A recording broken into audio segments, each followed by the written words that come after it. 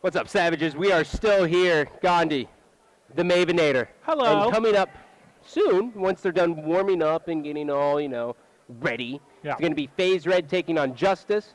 And it should be a good one. This is our first look at FaZe Red, and we both have them going pretty far in our brackets, which are all completely done wrong because no one knew. Everything's switched around. But yeah, I mean, coming off of the hurricane of team changes after champs, I know you, me, Mr. X kind of talked a bit about who we thought made out the most in all of this, and FaZe Red was kind of in our top 3 of teams to make out because, I mean, Proofy is a freak. I mean, no doubts about it. I mean, Optic, huge pickup for them, but Theory, for a lot of us, when it just comes to all-around play, I mean, able to slay, do OBJ, do everything, top 5. I mean, he's incredible. I agree. So big pickup by them, and they've looked very good. Yeah, I think anyone who looks at FaZe Red and they go, oh, they got worse with Theory. Well, you're delusional. I mean, Theory brings a lot to this team. I mean, when you go from a guy like Proofy, he grabbed the bomb a little bit for FaZe Red, but like Theory, that's his job, and this is going to open up replays in Classic a lot. Now, talking on the flip side here, Justice, as everyone knows, well, I guess it was 2 hours before the deadline for MLG's Season 2 League, Justice lost their entire team. All 4 members were just gone. And Big Snacks, or a.k.a. Rick, was basically like, super duper. How in God's name am I going to pull this together? There's like a ledge here. People probably just think I'm like hovering my arm. They're like, oh, it's impressive. Just that upper body strength. Yeah, I can hold my arm up, which means I have the motor skills of a newborn. Thanks. You're welcome, Scott. But so he had to put together a team. And somehow or another, AOX or Xfinity, whatever you remind them of, 2 of those members ended up on Curse. 2 of them were in the free agency. And that's how we have this Justice team. Yeah, it's I felt bad. Yeah. It's unfortunately, they've kind of been struggling in the league matches. But it is an entirely new team. They've had to work through a lot of stuff. They're, they've only had, about a month here or so to kind of iron out the kinks. But so far... 15 days, I think. Well, a couple weeks. I mean, so far they haven't really been able to get it all together. At least the results they're getting here in, the league play matches. But again, it's online. It is online? We'll see how this is going to transfer over to LAM. But it is online? I know we felt we're close to Rick, owner of Justice, and he kind of had to go through the ringer a bit with this. It reminds me of Will Smith. Yeah, with this org before they got started. I love Rick. Yesterday, we went out for a meal with Rick and a couple of the other guys, and he's like, I'm going to the casino. He comes back an hour later, didn't do well. He hung out for 15 minutes before he went back to the casino. He lives on impulse. He's kind of like, you know what, I want to do this, so I'm going to do it. Yeah, but I mean, he's a great guy. He's one of the kind of the leaders with regards to Call of Duty and kind of reaching out to sponsors, whether it's, here or other countries. I mean, he's been all over, travels quite a bit for meetings, and he's done, things like Elgato and different companies he's kind of brought into this mix, and it's just props to him for being that involved in this community.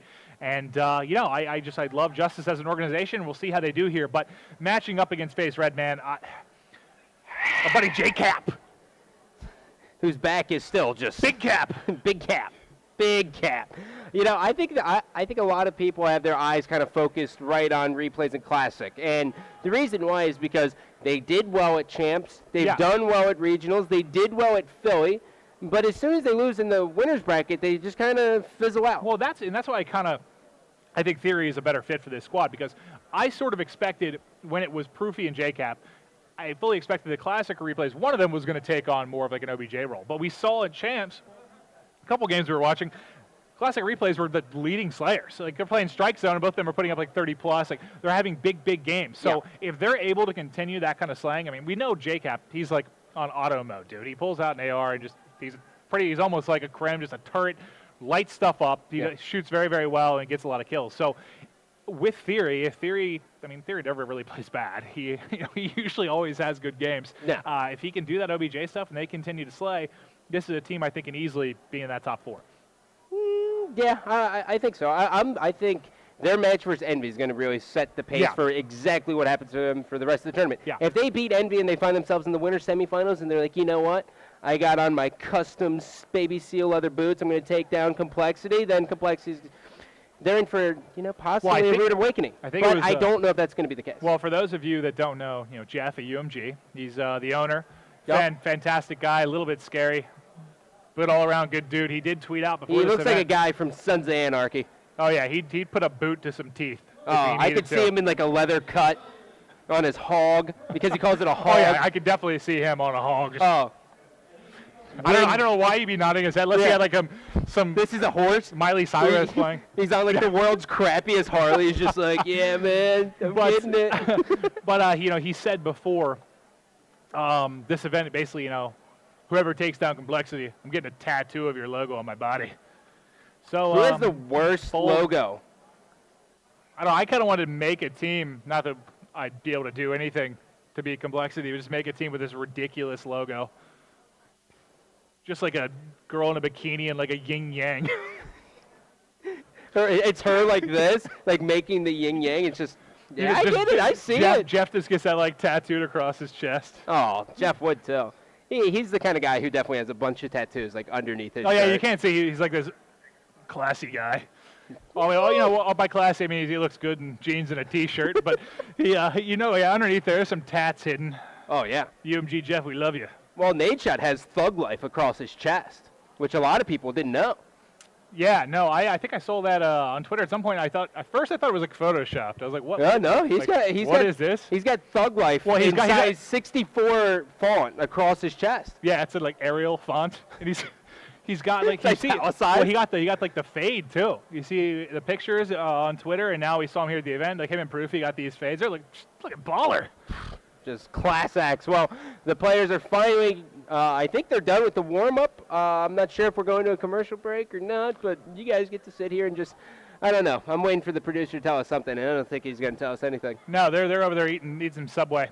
But Max is over there like, I don't give. I don't give two dams. Yeah, we will continue to enlighten you with our fantastic knowledge as we see Mr. X and TP over to the side here, ever handsome. By the way, exciting news for Mr. X, ladies and gentlemen. This past weekend at PAX, he actually got married, and he took the girl's last name as Capobianco. Matthew Capobianco, as we have TP here, one of the best people in all of esports. You get that radio voice, just a class act. Welcome, good luck this weekend. He gives me chills. You won't be seeing Complexity play until tomorrow, but God, you got to say they're pretty much most people's favorites. Well, okay, I won't say most people because you know there's. I believe Mr. X is blushing here, but we are just waiting on the warm-up so we can hop into this kind of second round of the day for the winners bracket. You know, Open, we're still waiting. I don't know if it's kind of technical issues. I think, honestly, as many props to this event, you know, UMG and UGC, everything, bringing this all together, they've got like a bajillion Xbox 360s. Just looking out to our left, there's somewhere in the bajillions amounts. They have 25 stations. Well, and the thing is, you know, last time these were used, I believe, was probably at Philly. So there was that big patch that has to go through. So updating all those is always a really, really fun time. Hey, you did get into spectator mode. Props to you, Scott. It's different on land than on live, Maeve. Yeah. On land and on land. My name is Scott, and I like to throw words together. Yeah, you. Oh, look at that. Speak very, very well. Well, anyways, ladies and gentlemen, you should know the game types by now because it's the exact same as round number 1. Yeah. And that is going to be a great when I say round 2, I'm more talking, sorry about our second cast round here. 2? Well, I was like, this is our round 2 cast. But no, we are still really at round 1. Just our second round of games today that we're doing here. We have, again, if you're hopping in, FaZe Red versus Justice. Suffice to say, FaZe Red is going to be a heavy favorite in this one. Yep. And you guys right now are taking a look at FaZe Theory. Theory, been a part of TK for almost a year. He was basically Chaos Silencer's son, and he's basically parted ways with them. He figured this was the best decision for his career, and, you know, you'd be a fool to say they're not good, but at the same time, you know, you got to wonder what the expectations are. Yeah, and that sounds like it could be a fantastic movie, Scott, as we do see Mr. Objective and Slayer Theory. He picks up a kill and gets B right off the get-go. Hopping on board here, we do have Classy. He's at one in front of him. Quick shots there from him. Fantastic kill as they do maintain a 2-cap control. Yep, and we do have another member of FaZe. That's going to be Theory trying to push all the way down C. Replays trying to work in tandem here with Classic. They're both basically right by each other, and they're actually going to go for the neutralization, and something went wrong, and just like that, this is what we do. So I think one of the settings were wrong maybe, or JCap was just needed to take a selfie. You know, things like that. I get it. Yeah, I was trying to see if we had any information on what's going on here. Sorry, as I checked to see if we had any tweets or text information on what's going on. But we see JCap here. He's getting excited, yelling down. We got to go to a commercial break, figure everything out. So we're going to go to a quick 60-second commercial break. When we come back, we'll have the match. Stay tuned.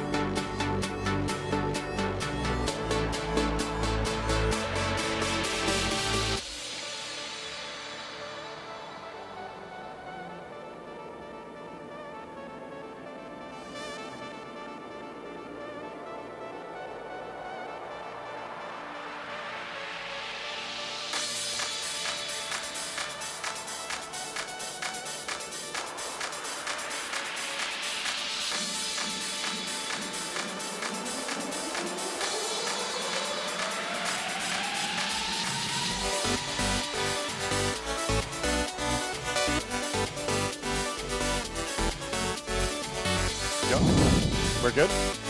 Test, test, audio test, 1, 2, 1, 2. Testing, 1, 2, 1, 2. Okay, great.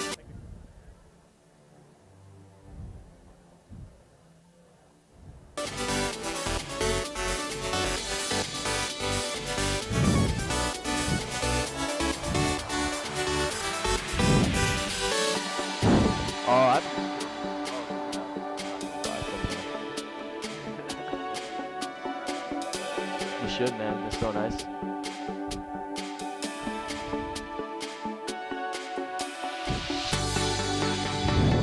You like the Samsungs, the Galaxies? I like the open-endedness of it too. I like the fact that I could, you know, play like. What's that? Like I could. You play those? Yeah, like really? A bunch of Game Boy Advance games. I haven't played Game Boy for like 10 years, man. They're great games to play on the bus. You know, like. Oh, I just pass out whenever I travel. If I go on a bus, a plane, I'm just sleeping the entire time. Or I listen to music and just chill. Yeah, I mean, New York.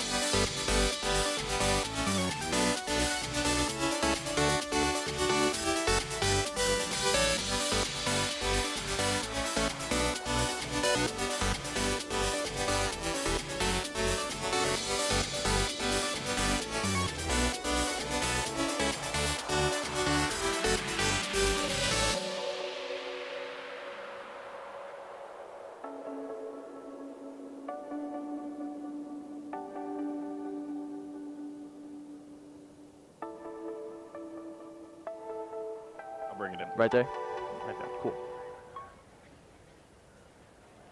Hello, everyone, and welcome to the UGC Elgato 20K. I'm Golden Boy, joined by the amazing. This is actually not. I'm not Maven, and he's not. You know, or whatever. That's a censor. How you doing, buddy? I'm good, man. How you doing, Golden Boy? Good, good. It's been a fun day here in Niagara Falls. It's been interesting, to say the least. Yeah, that's right. But we are back. We are back, guys. Make sure you're talking about the event using the hashtag UGC Elgato 20K. Make sure you're getting social about it and all that good stuff. But we got a great matchup. Before the break, we had the beginnings of Justice versus FaZe. That is going to continue, and I'm really looking forward to this. So, you know, when we were looking at it and everyone was kind of just like folding into the building, I was like, man, I'm going to need a co-caster for this. And, you know, Doug comes up to me and he's like, you know, when would I cast, you know? And I was like, this is a good opportunity to make it happen. So, Censor, I got to ask you about these two teams. I mean, obviously, you're going to be a tad bit biased, you know, but tell me, like, your experience facing off against both of these teams. Well, FaZe Red obviously is our brother team, so obviously I'm going to be rooting for them throughout the tournament. But Justice isn't doing that well in the league. I think they're 1-11 and 1-12. So I think FaZe Red is going to take this match. Not trying to sound biased at all, but actually FaZe won the break off the start before we had to shut down the convention center, and they were really mad about that. They were actually emphasizing that fact a lot, how they won the break on Freight domination. They kept on explaining how crucial the break off is, especially on Freight. Yeah. So I'm looking forward to FaZe and especially Classic to start things off on this side right here. Yeah, that's right. So it seems like we had an issue and then they restarted the game right away. So apologies about that. We're going to jump into it right now in about a couple seconds here. But I did talk to Doubt from Justice, and I asked him, you know, I was like, what's going on? Why, you know, what's the deal here with you guys? And he basically said, well, and let's go ahead and jump into the action, by the way, as we'll be kicking it off with FaZe.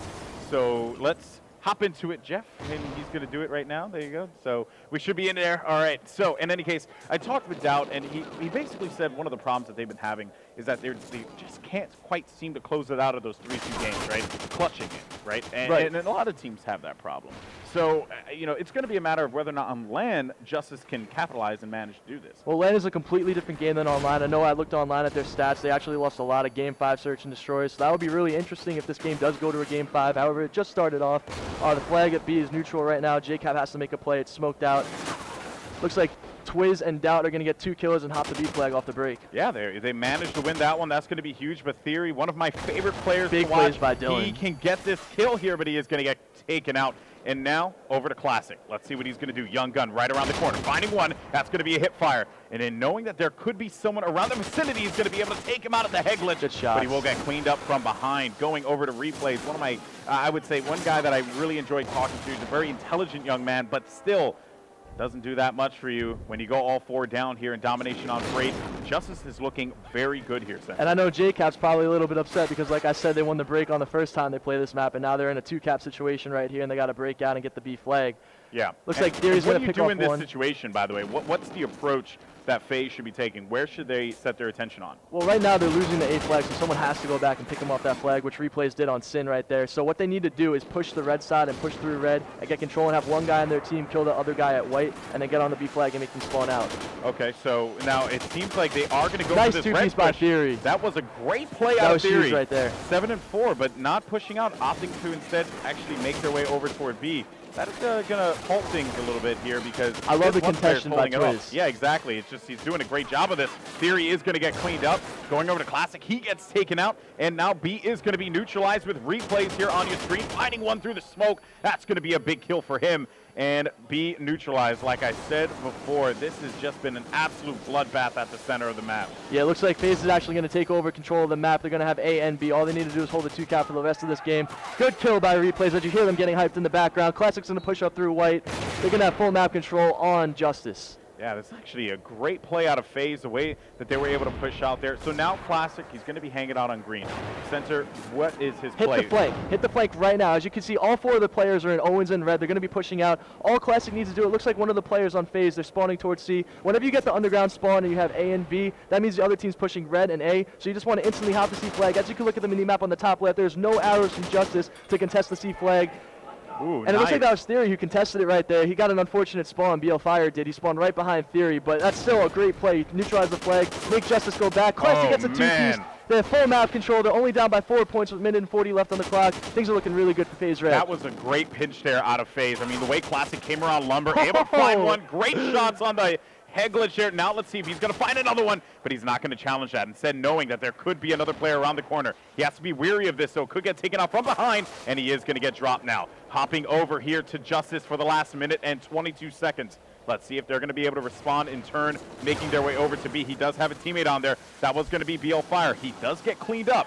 Now with Doubt actually circling around the Owens, or around White, he wants to make a play. He knows that he has to at least get a vantage point here, and this is a great play out of him just to really catch them off. You know, I'm going to disagree with you, Golden Boy. If I was Doubt, I would actually want to go to the A flag instead of going top porters. I think it's a little bit useless. If you're going to get through porters and they're not going to see you, the first thing that'll go through my mind is go straight to the A flag and either neutralize it or cap it fully, because then someone has to go back from the other team, which means that your teammates are going to have a better chance at middle map to get control of B. Obviously a great point on that one, and it seems like Doubt did. And look how much time it took him to get to the home flag. Now the other team, FaZe Red, went to C, and unfortunately they got stopped, but it took him too much time to get to the home flag, and it looks like he's going to get taken out from the back right here. Yeah, he is going to have a teammate there for support, though. So long as they're able to win this gun battle, and they manage to do so.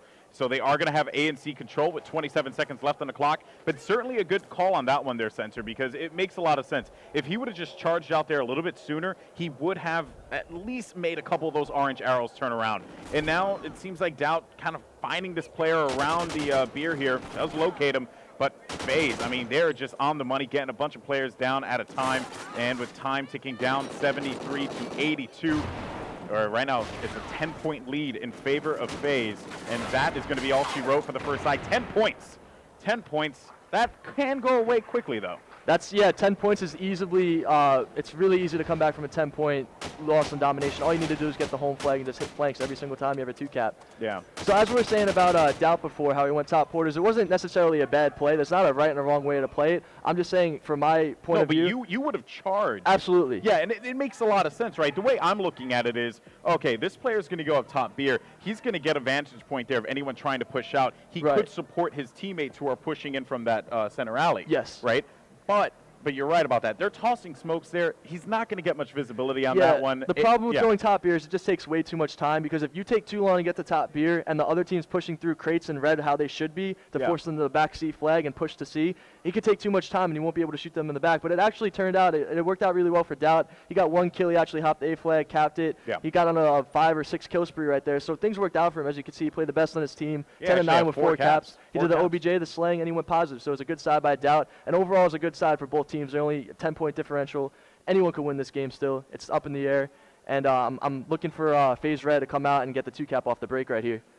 So it's funny you say that, because, you know, again, they had that advantage. They had that at the start. The first side that they played before the break, they were able to win that battle at the beginning of the game. But they ended up faltering at the end there, you know, I would say at the restart, I should say. And, you know, at the end as well, at that game, they ended up getting forced into that split spawn as well. They had to deal with the B as well. They had to make a play happen, which they did. They responded quickly, which is what you expect out of FaZe. But one thing that I am going to be looking at here is how JCap and the crew kind of respond, you know, in that mid-game, right? Because that's what they did well in the first half. You know, in the beginning, it kind of seemed like it wasn't really going in their favor. No. You know, and then they were able to I think Dylan was their playmaker. I think Theory is the X factor for this team. He's the one who went to the C flag and neutralized it and pushed the other team back into their base. So watch out for Theory on this side to push flanks and get control of the other team's home flag and neutralize it.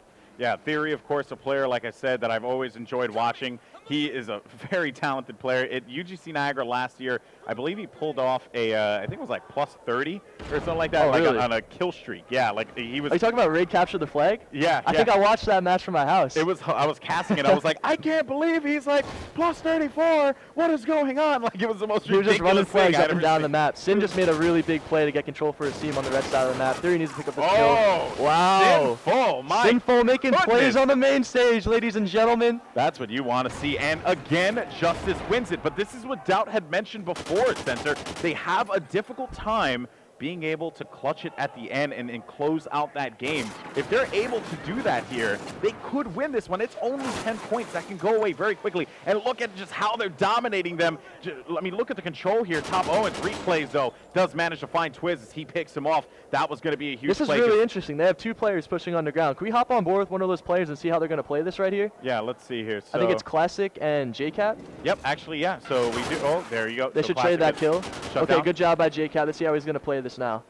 He wants to go to their home flag, although there's 2 players, 1 bottom porters. It looks like he's going to get taken out. But you see how they had to back up for him, which made the other team, Replays, was able to hop on the B flag. Unfortunately, couldn't take it. But it looks like it was actually picked up by Theory, and they were able to neutralize that flag. But they're winning those fights in the middle, you know, and Justice is doing a splendid job of that. But Jake actually able to get a double on that one. That's going to leave down by himself. 4 down. Theory and Replays moving in. You got to throw down that trophy system to be able to give you that cover. And it seems like he is just going to work with his team to get B. That's it. Easy as that. But now, right now it is a tied game, 30-20, with Justice being able to catch up on this second half.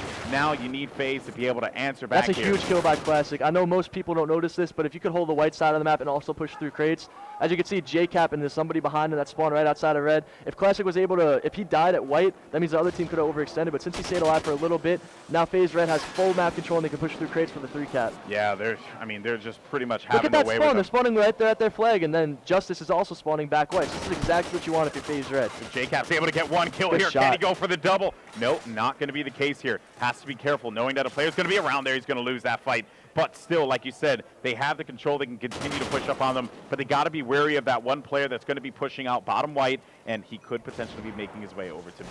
Yeah, all FaZe Red needs to do right here is just keep pushing the A flag and get on that flag, because the worst thing that happens is one guy comes back and takes him off the flag. Yeah.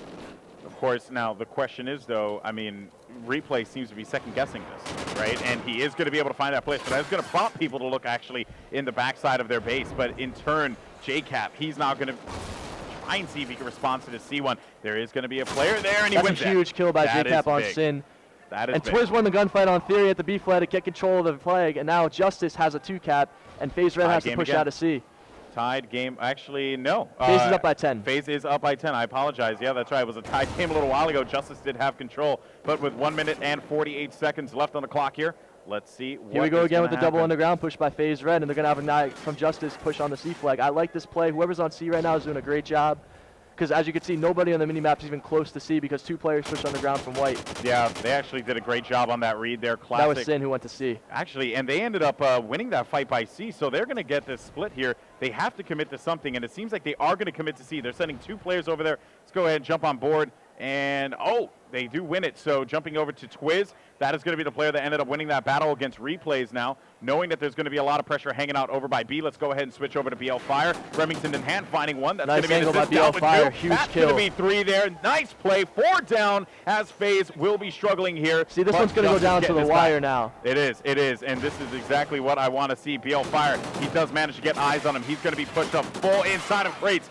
but he is going to get taken out, though. Now Doubt, knowing that someone could come around the corner, that's going to be a double for Doubt. Great play, Twiz with the 3rd as well. And now you're going to see, as they manage to get control of A, they're spawning out over by bottom beer, and it seems FaZe is only up by 2 right now, Golden Boy. This is crazy with 38 seconds left on the clock sensor. They have managed to come back, but this is it. Can Justice close it out? They need to get a flag right now, Golden Boy. They need to take C and get on B instantly. It looks like it's not going to happen, though. There's only 28 seconds left in the game. Justice is up by 16 points. They have a 6-point lead and full map control.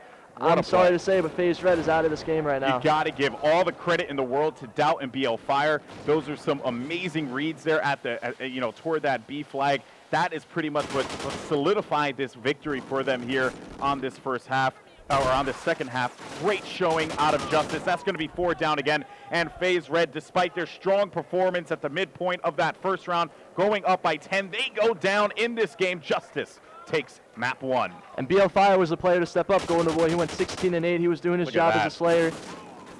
Nice reaction time by Twiz. Wow, nice shot. The great Twizini. Yeah, living up to his name, huh? He's a wizard. He's a wizard.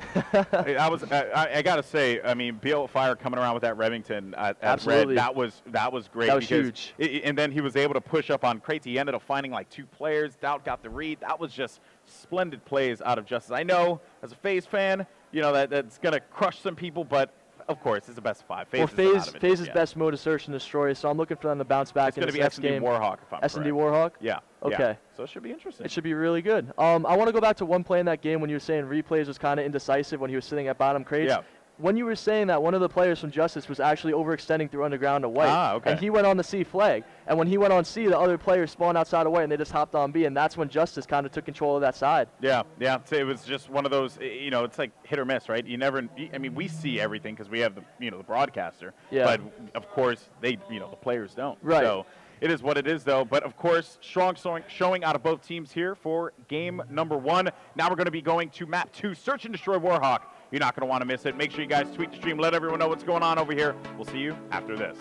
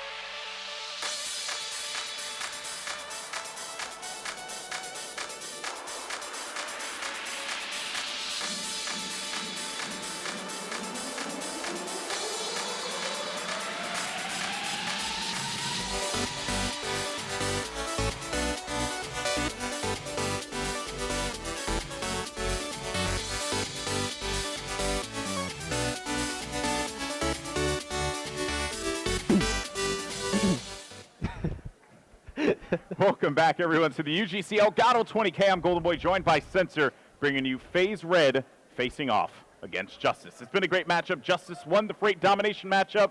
I would actually say pretty handily at the end there. They really played strong, and they came out, you know, I guess showing or showing me in doubt, of course, with what he was saying earlier, like they just don't know if they can clutch it at the end. They managed to do that there in the game one. They closed it out on that map. Let's see if they can do it with the series. Exactly, and that's really all that matters at this point. But now we're going to go to the battleground, search and destroy on Warhawk. And I got to ask you, I mean, on each side, who are you looking out for?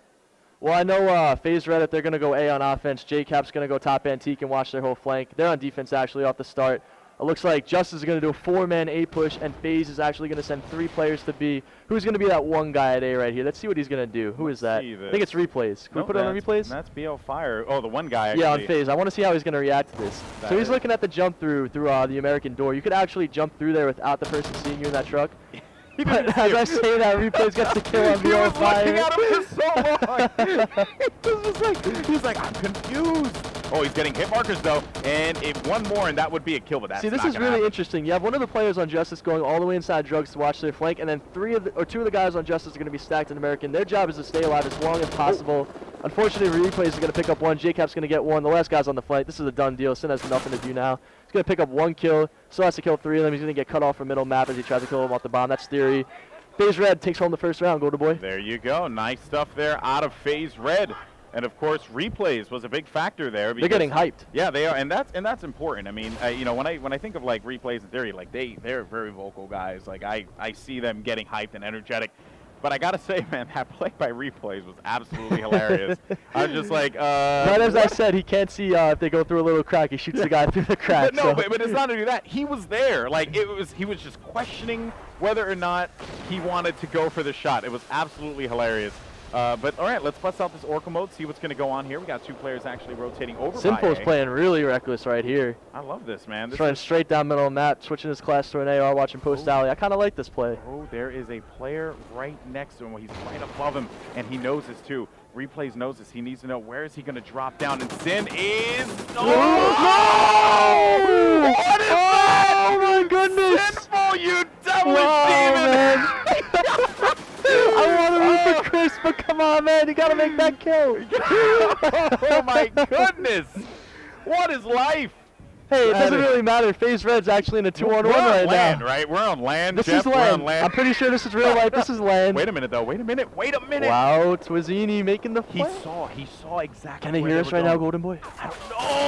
And there he is going to get taken. I just had to be quiet at that point. Yeah, I want to make sure that they can't hear me. I don't want to start screaming. And it looks like Twizzini's flanking, and then they just turn around. Yeah, like that and kill him, I just wanted to say, watch out for the great Twizzini. You know, like that's all I needed to say.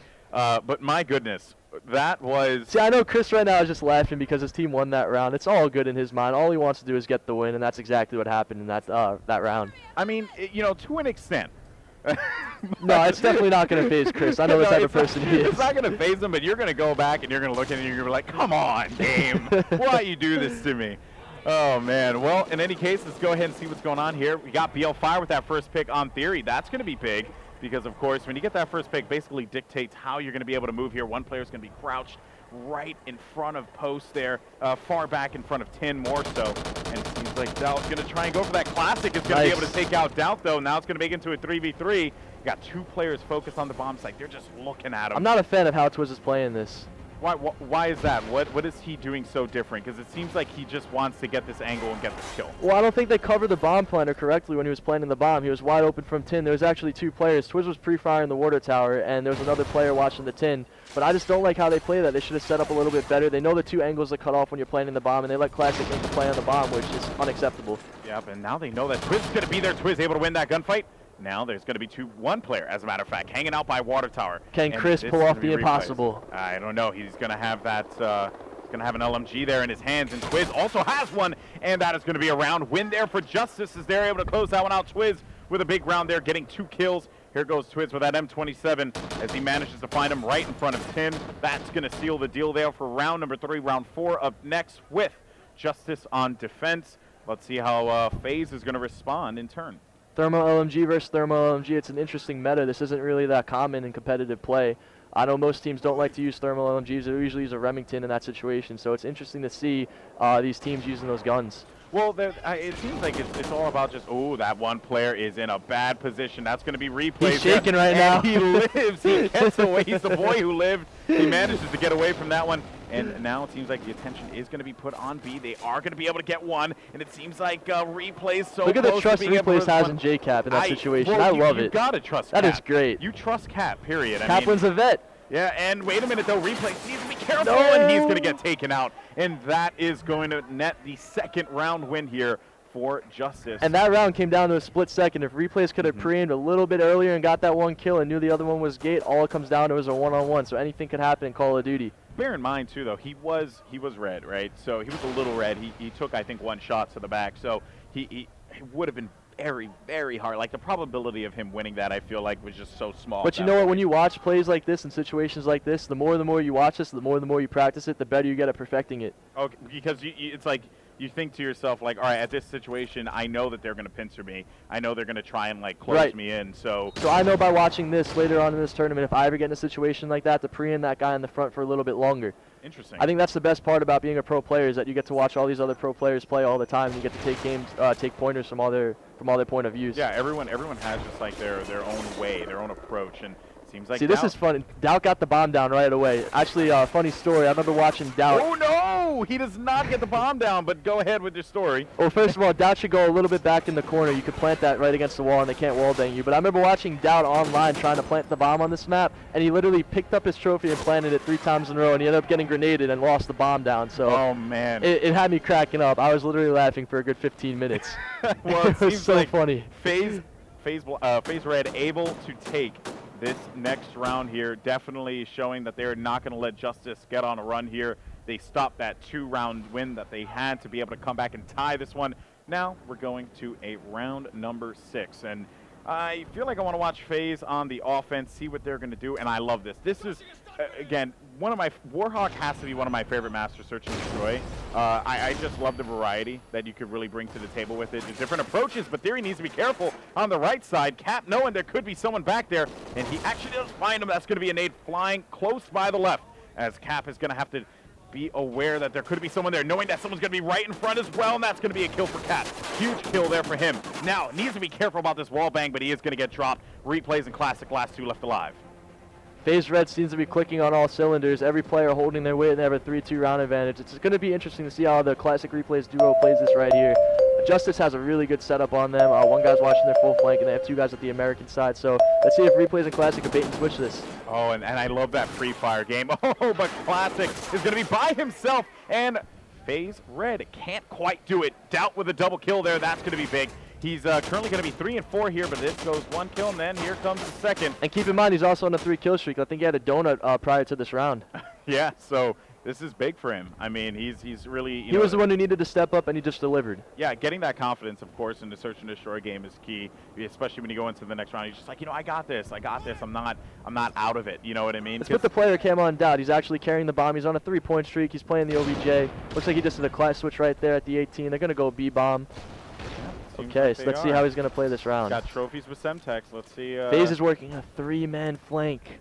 Oh. This is not common. Well, wait a minute. Sin finding one. That's going to stop that. That's going to stop that right there. Yeah, you see those arrows do a 180 and retreat. You saw as soon as they see that one guy stood up, they're like, we're dipping. Yeah, as soon as Theory died, he was like, well, this was a good idea, but maybe not. Sin's doing a great job on the flank right now. Oh, man, and look at that wall bang there. What a shot.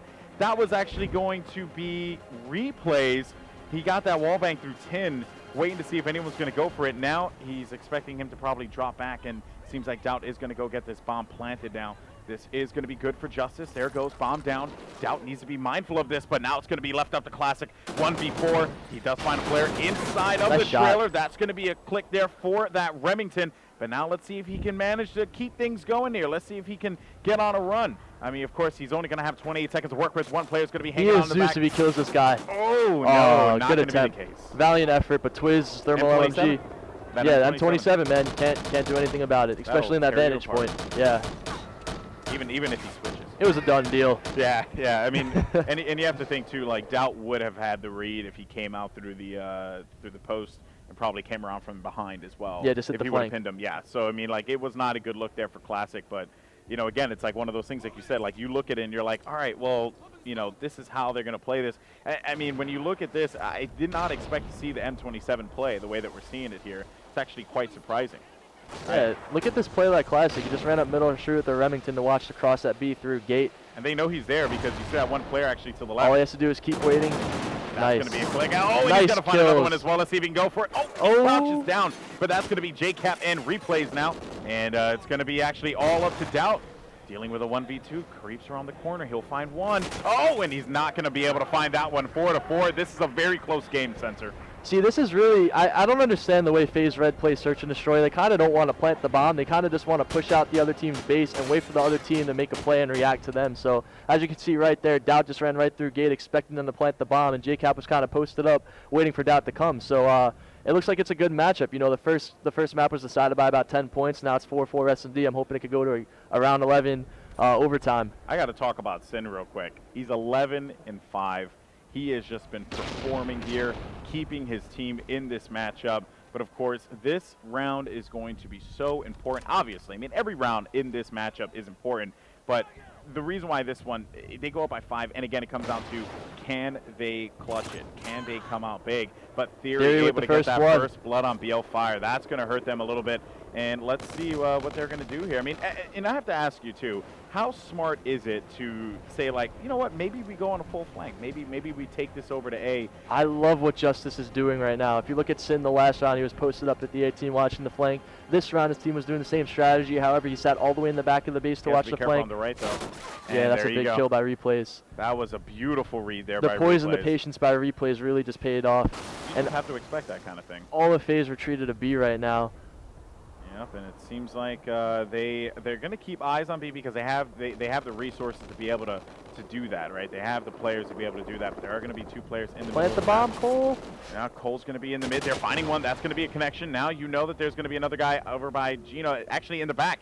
Creeps around the corner. If he finds him, oh no! He just ran right in front of him. And he let him go by. I don't know what happened there. What is going on right now, Golden Boy? I don't know. Magic. Well, you know what? It seems like they're just going to let this one go through. Doubt's going to be able to find another kill, but he's going to have to deal with 2 more players, and he has no more time left on the clock. That is going to give FaZe Red the point in this matchup. 1 more round, and they will clean it out. Every kill counts towards defense, but it was a 4-4, and, the only way you're going to clutch that round is to get the bomb down. The more time you waste on offense, the less chance you have of winning the round. So if you have 2 players set up at the A-bomb, lay the bomb down and see if you could play the bait-and-switch game and play your odds. Well, you got to give credit to that. I don't know who that was that crouched right in front of him, or that proned right in front of him, but honestly, I mean, you just got to give credit where credit's due. I mean, he just let him pass by. He's like, all right, well, we know exactly where he is. You know what I mean? Just let it go. I mean, and they had time to mess with, so it's not like they were going to sacrifice that. You know what I mean? Sacrifice all 3 players to find this one guy. They could have just used 1 or 2. But it seems like FaZe is going to be in a great spot here. But wait a minute. Sin trying to keep the drive alive here, as it is going to be 12-6 for him. Finding one up top. Not enough. Sin gets shut down. That's going to be big loss for them. BL Fire, though, with that M27, finding one. Oh, no. Oh, and he's going to have to actually back away from that. And that was going to be a great play there for BL Fire. Now he has 43 seconds left on the clock, and they know that he has his heart set on probably moving to the mid-street. Let's see how they play this. See, like I was saying before, FaZe is kind of waiting for the other team to make the play. They're on offense, and they're waiting for the other team to peek out and peek the bomb. FaZe does not want to plant this bomb right now. Yep, and he's going to get taken out from the left. And there you have it, as FaZe Red will take game number 2. Search and Destroy on Warhawk. Great play from FaZe, and like you said, that was a brilliant call.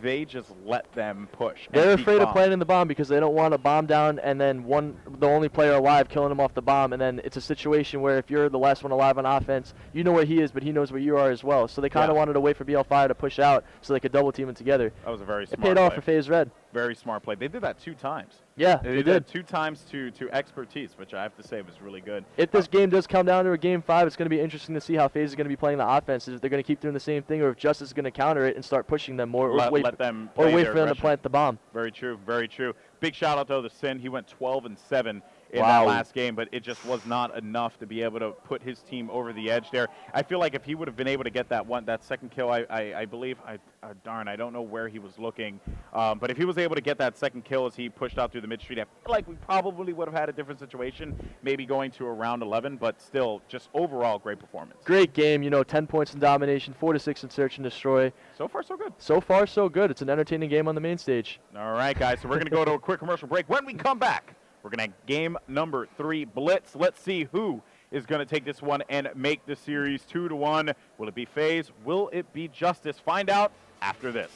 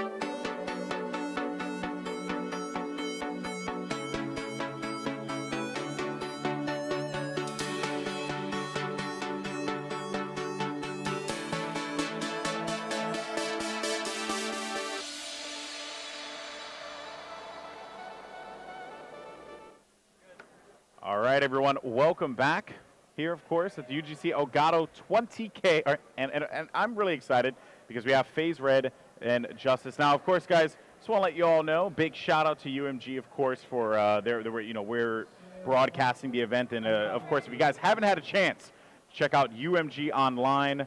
Oh, that grenade did not just go. No. Oh, my goodness. That would have been so bad. I just wanted to point that out there. Replays could have killed himself. But anyway, just want to say, guys, if you haven't had a chance to check out UMG Online, you can do so. UMGgaming.com. Get your game on. Play some matches. Have some fun. Play some wager matches. Those are actually pretty awesome. But anyway, back into the action here. Blitz on Octane. Now, we were talking about this during the break. It's actually nice to be able to see a variety of maps now because there's no veto system. Yeah, and as you were doing that intro, FaZe Red actually got a flag cap, so it's 1-0 in FaZe Red. But yeah, like you were saying before, the veto system, I'm not a fan of it. I never liked it. I just think it makes the game boring, and everyone keeps playing the same maps over and over again. It gets boring for a player, it gets boring for the spectator. And I think without the veto system, you get to see every single map, and it decides who really is the best team. I agree with that. I do happen to agree with that. We haven't seen the veto system since we haven't seen the just a regular format since Philly, if I'm correct. I think Philly was the last one. We didn't do vetoes in Philly. So yeah, I mean, I agree with you. You know, I'm a big fan of this, and we don't get to see Blitz Octane all that much either. So it's kind of a present to see. And it seems like Justice doesn't see it that much either because they're already down 2-0 a minute and a half into this game. They are struggling. They are. If you take a look there at what's going on in the map, I mean, really, it's just all a matter of just that control that FaZe has managed to have. Now, what do you want to do here, right? How do you play Blitz on Freight? Like, where are you pushing? What's your attention? Very simple. If you're trapped in your base, you push one OE through strip, and if you have the other team trapped in their base, you have one watching the OE with an AR and 3 players pushing through diner.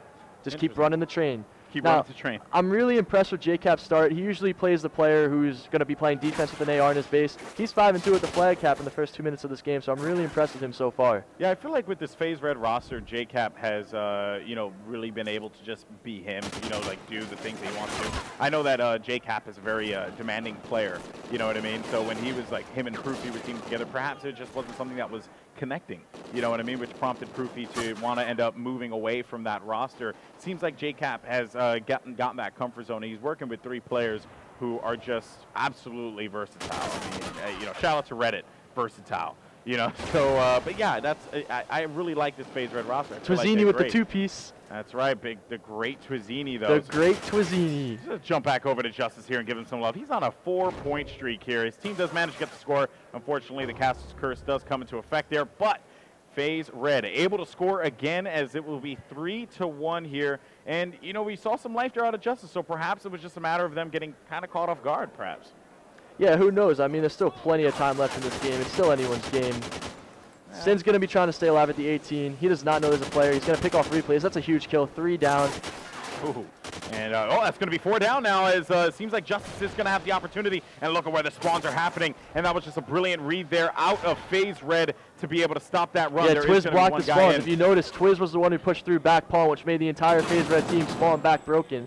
So there, I don't know who it was who pushed through broken, but that was the player who was supposed to cap the flag. But since Twiz pushed through pawn, he couldn't go through broken to cap the flag because Twiz forced them back on their spawn. In that instance, Twiz would probably have to just drop back by Motel and just anticipate them. It could be a lack of communication. It could be Twiz, thinking he's going to make the play and score and flank through pawn, or it could just be the guy in broken, not understanding the situation at hand. But regardless, and that play kind of happened really quickly. You know what I mean? Where it was just like, wait a minute, all 3 are down right away. Like, what's going on? You know what I mean? And it seemed like people were already on their set paths. But it's up to this team to be able to know, like, when they got to change it up, when they have to alter their strategy, if you will. Yeah, now Justice is trying to fight out of their base. It all comes down to that one play. If Twiz wasn't blocking the spawn, this could be a completely different game right now. It all comes down to positioning on the map and forcing the other team into different spawns. So, Justice, like I said, has to fight out of their base. Yeah, this is not going to be pretty here. Let's see what Doubt's going to be able to do. Of course, looking to see if any player is going to be creeping up around him. He's not going to get anything with that. That was going to be a smoke grenade, though, so that's going to puff there. Look at this little spot by Twizzini. What? The great Twizzini, man. Look at these spots he's coming up with. That's what he does, man. That's just he's playing his base D right now. Yeah, but unfortunately, he's going to get picked off. Doubt's going to be by himself, anticipating. Oh, and he is going to be able to cap that one, making it 4-1. And JCap is holding down top Motel, picking up a 2-piece, pushing back to the flag. He's going to get the next cap, and FaZe Red is going to go 5-1 right before the half. Yep, great plays by FaZe. They got it. 5-1 for FaZe Red. Big wins for them, as we have 10 seconds on the clock, and it seems like Justice just absolutely just crumbled at the end there, despite the fact that they were able to hold off this last attack. Nothing really is going to come of that, and 5-1 going into the half. Big standout performances, by the way, from JCap and replays. That whole sequence started with JCap staying alive at top Motel and just baiting off his teammates, going for the flags, and picking them off in the base to score the relays. Yeah, and we were talking about Twiz's spot, and it was a great spot, but it's good when you're anticipating that player coming through, the bottom Motel, right? Not necessarily when they're, up top. Like, it's not one of those plays where I feel like you're able to respond to both. He was turtling. Twizzini was twirling. He was turtling, man. He was twirtling. He was twirling. He was the great twirtle. He's twirling. Wait, isn't twirtle like a Pokemon? No, twirtle, but we'll just say twirtle. You know what I mean? I mean, we do what we want. All right, let's get back onto the gameplay. JCap is flanking straight through, bottom broken, going for a cap. He has one player to beat. Gets the kill on BL Fire and scores the flag. JCap is making every single play possible for his team right now to take a 2-1 series lead in this first round at UMG Elgato 20K. Yeah, what a great play there out of JCap. Just went real reckless right inside of the broken. And replays is on 11 score streak, keep in mind. Yeah, what? What is going on with Chris? Hey, he's a beast. That's just all it is. To say the least. And he's doing his job too. That's what I really love about this as well. He's just watching and waiting to see if anyone's going to. He's sitting there watching, Golden Boy. Yeah, watching that overextend. Let's see now. There's going to be a player down by the bottom gas. That's going to be a connection for him, anticipating someone maybe coming up through the stair or through the ladder. Not going to be the case though. They know that replay is going to be up there, and they know that they're going to have to deal with it eventually. But let's see how Replays is able to stay alive up here. Like you said, he's on a 12-point streak. It's kind of absurd. See, it's not so much about replay staying alive. It's more about Justice not leaving their base. It just seems like they're turtling. I don't know when the sense of urgency is going to kick in for them. Hopefully it's not too late. They still have 3 minutes left in the game. It's plenty of time to score 5 flags, but they really need to stop turtling. And like I said before, when you're stuck in your base like this, the best thing to do is just push out of Broken and try to flank through Strip, which it looks like BL Fire tried to do right there, but he got taken out by JCap. Yep, that's right. And it seemed like Theory was going to get something going as well, but not going to happen, though. There is going to be one player actually guarding, so they are going to have a good perimeter set around the motel, which is the entranceway to their base. They're finding one that's going to be Classic in front, but he is going to have a teammate there for support, in turn getting taken out. Theory now in the middle of the map. That's going to be a win. Big kills for him. Let's see if he's going to be able to follow this one up with another one in the middle. Finding one bottom gas, now pushing forward again, and there's going to be 2 actually pushing out Broken side. That's going to be up to JCap to have to respond. And you mentioned that sense of urgency. One has to wonder, could it potentially be too little too late with the way that phase is set up here? It's look, they have one player just laying down right there at the Broken Humvee. The sense of urgency hasn't kicked in. It seems as if Justice is playing Phaser's game right now. To the chest. That hurts. But Theory now moving up. He's going to get taken out. Now looking around to see what's going on here. Replays. He will wait around the corner, and he does manage to find one. And that was, I was worried that we were going to have another one of those again. I did not want that to happen. I don't know if my voice can survive it, but there is going to be a member of Justice actually finding his way behind the base. That will be Sin. I like this flank by Sin. He does find him, and let's see if he can continue to push out through the outside. Finding another one. That's going to be a double for Sin as well. And now going right through bottom motel. They know that he's going to be pushing out. That's going to be a third. Can he go for the fourth? Yes, he does. And that is why Sin is a savage, and he gets the cap. But my goodness, I got to say, is it too little too late, Sensor? Because, you know, despite the fact they cap, the lead is still the same. Hey, nothing's impossible, Golden Boy. You can't have the mindset that it's, you know, it's too little too late. You know, 5 flags is a huge hurdle to hop across, but, you know, if anyone's going to do it right now, it's going to be Sin, and it looks like he's going to score another flag. And now it seems like FaZe Red is kind of turtling in the middle of the map. They're not pushing back to their base, and they're also not forcing themselves back into Justice's base, but they got one player to worry about in Broken, and FaZe Red's colliding through gas. That's a huge pickup by Sin on JCap. He's got to make a play on Broken. Well, that's going to be a 4-point lead. Now let's see if Sin's going to be able to stay alive. Looking on the right side, but that's not going to be the case here. Doubt knowing 2 players pushing down. BL Fire with 1. Can he connect with the second? No, he's going to get taken out, and Twiz won't be there in time for the response. There will only be 1 player hanging out inside of the garage, and that's going to be Replays there with the Remington waiting to see if anyone's going to creep. And that's going to be 3 down now. BL Fire by himself having to deal with 2 members of FaZe Red. Let's see how BL Fire is going to respond to this. That's going to be 1 with hit markers, though, as he's going to have to drop back. Turtle inside of the store. Around the corner now. Nade flying out. Is he going to be able to survive this? Yes, he does. But, of course, the pressure is on. He needs to be able to make this play right around the corner. Not going to be the case. Another one as well. He is going to have a teammate there for the connection. But, you know, you got to give BL Fire credit. He played that one as best he could, but FaZe had help, and that is why they were able to get that cap. The damage has been done. There was nothing BL Fire could do right there for his team to win. You know, they were just playing FaZe Red's game that entire half right there. And yeah, when you control the game, when you control the pace of the game, it's pretty much you know, it's a W for you at that point. I think Replays was actually the biggest headache because he was just sitting top pawn with an AR, just staying alive as long as he possibly could. And I think that got in their head. Yeah, he only died 6 times in 10 minutes. That's absurd. But then you got to worry about Theory and JCap, who are just slaying their hearts out. I mean, you know, I got to say, when you look at Justice, right, and they struggled to be able to win those battles in the middle of the map. That was obviously a big deterrent for them. They just could not seem to do it. And also, like that one play when you had, I believe it was Doubt hanging out by the Humvee, looking over by Strip, right?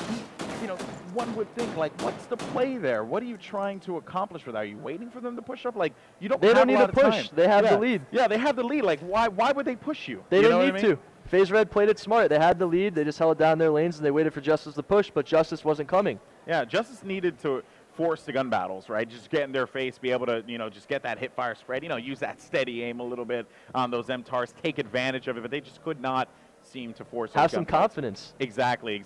You know, Doubt did struggle in that game, 13 and 24. BL Fire played pretty well, 18 and 17. He had some good moments on that one. But on the other side, I got to give credit to Replays, 20 and 6. Wow. And then you got JCap, 26 and 16 with 4 caps as well. A great showing out of every single member of FaZe Red, I have to say. And like I said before, Justice was just playing FaZe Red's game that entire half. Once FaZe Red had the lead off the break within the first 30 seconds, it just seemed like FaZe Red was just playing their game and Justice wasn't doing anything to counter it. Yeah, well, let's see now if Justice will be able to force a game number 5, or Will FaZe Red close this one out with a series win, with a series score of 3-1? Find out. UGC Elgato 20K takes place.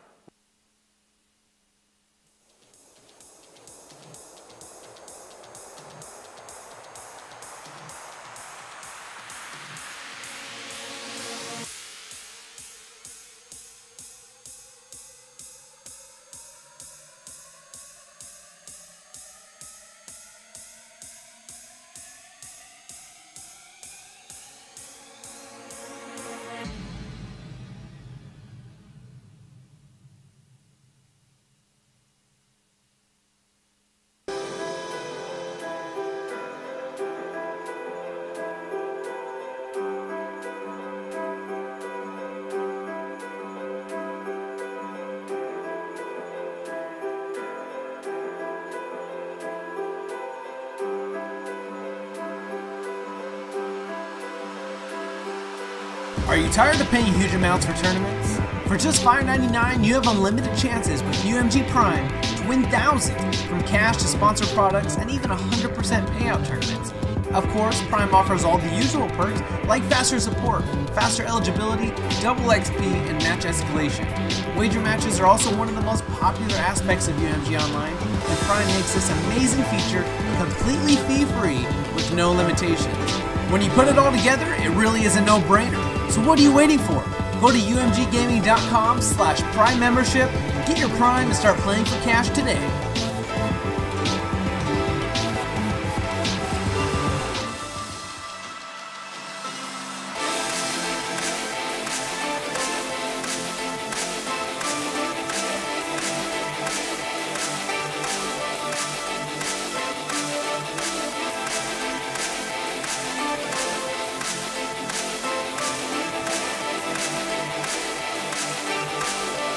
Are you tired of paying huge amounts for tournaments? For just $5.99, you have unlimited chances with UMG Prime to win thousands from cash to sponsored products and even 100% payout. Of course, Prime offers all the usual perks like faster support, faster eligibility, double XP, and match escalation. Wager matches are also one of the most popular aspects of UMG.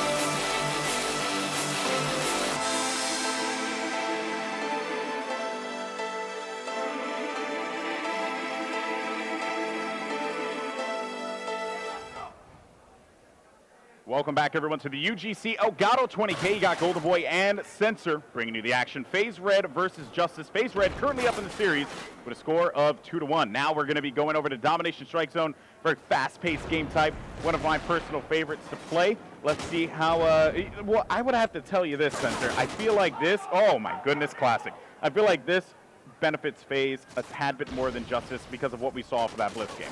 Yeah, it seemed like FaZe Red, like I said before, was playing their game and they were comfortable. But this was a completely different map. Octane and Strike Zone are on parallel universes. Octane the biggest map, Strike Zone the smallest map. So we'll see how Justice comes off. I just feel like the reason why I say that is I just feel like FaZe has more confidence when it comes to forcing those gunfights. And that's what happens a lot on Domination, on Strike Zone, right? Just because it's so fast-paced. And Justice, you know, when you look at the, I guess, you know, one-to-one of it, they haven't been winning those gun battles as much as, you know, you would imagine they would. So that's why I bring that point up there. But despite what I'm saying, though, and let me eat my words on this, FaZe Red is currently down because, again, this particular map is all about rotations. Who's the sneaky beaver in B? Who is that guy? Sinful? He was just laying down in the back of B, and one of the FaZe Red players ran right past him. Theory picks up the two-piece to get map control. He's going to have to win one gunfight for Kitchen. Oh, no. Unable to win that one. That's going to be Twizzini. Now, if you look back a minute, B and C were taken by Justice, and FaZe Red had A. And one of the players from Justice was all the way in the back of the statue at C. So as you were saying before, Justice does not want to force the gunfight. They kind of want to sit back and contain what they have. They want to play They want to wait. route. They want to wait for FaZe Red to come to them. Interesting. I mean, I agree with you on that aspect of it, right? If at that point that's what you want to do. I'm just thinking about when it's going to get to those last couple of minutes, right? When it's going to get really hectic toward the end of like this particular game in the second half. I think like if I had to put my money on a team that would win that gunfight, it will more than likely be FaZe Red just because of what we've seen so far out of them, right? On the other side, though, Justice is certainly showing that their game is working. Their methodical way of playing, the way that and it's clicking for them as well. When Justice has the 2-cap, it works. When they don't have the 2-cap, they're in a load of trouble. Yeah, exactly. So in any case now, taking a look as Tuzini is going to find Smokes? one. Yeah, I've never seen Smokes before. Why is that? Why do people opt to not use Smokes on Domination Strike Zone? Well, Domination Strike Zone is a really close quarter map, and you're going to be seeing a lot of gunfights. So a lot of players either like to use a trophy and a stun just to get them off the flag, or they use a selfish clash and run another map with Marathon Lightweight Steady Aim. Ooh. And Sin picks up a nice 2-piece. He is so good. It's 3 down for FaZe Red. 4 down right now. JCap's going to be the one off the respawn here, and it seems like Sin is going to go inside of B and cause some problems already. They know he's going to be there too, so if Sin could win this and he's not going to be able to, that's going to be 2 guys down right now. Doubt getting some hit markers on the side. He's going to continue the fire. Classic that's not going to come huge. through. Yes, Classic did, but Twiz, it does get taken off from the left. That's going to be Theory there with the stop. Lots of pressure coming from the B side here. Balefire just getting a bunch of hit markers. One player over by the seats. Let's see how Balefire can respond. He does have a teammate there for some assistance. They got to be careful because they could potentially have gone all down and, you know, potentially gotten dominated on that one as well. But it seems like they are going to be able to get B control and maybe push over toward A. All right, so there's going to be one player from FaZe Red who has to stop them at A. Let's see who that's going to be.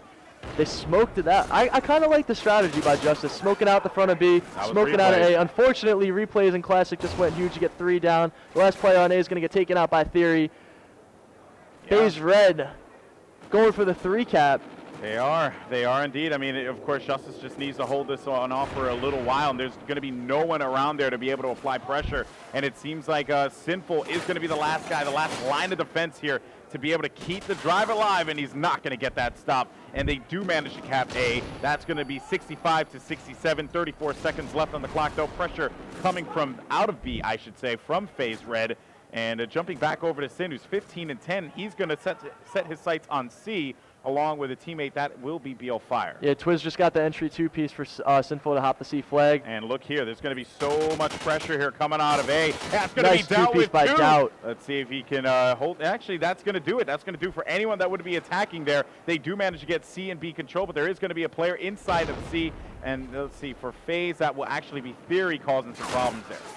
See, it seems like Justice kind of hesitates when they play the game. I mean, regardless, you know, they won the side by 1 point, but I'd like to see Justice play a little bit more aggressive and use trophy systems because they're using the smokes to break kills and break points and get on the flags, but FaZe just keeps grenading them and hitting them and making them one shot, and then they just challenge them on the flags and get all the kills. So if one of the players on Justice could take out trophies and if they could play a little bit more aggressive, I could see this going to a Game 5, Golden Boy. Yeah, you know, you're right about that, but I don't know for them if they're going to switch that up at the second half. I don't see them doing that. I think that they're going to stick to their game because they were able to keep it within 1 point, which I agree with you would not be the best thing for them to do. If it's not broken, don't fix it. Exactly. But at the same time, though, there's another half to play, and FaZe Red could very well break it at that point. And then what is going to be the response there from Justice? That's the part that I'm a little worried about. They're going to have to make in-game adjustments in order to close this out. There's like so much just that we just have to say, like Justice adjustments.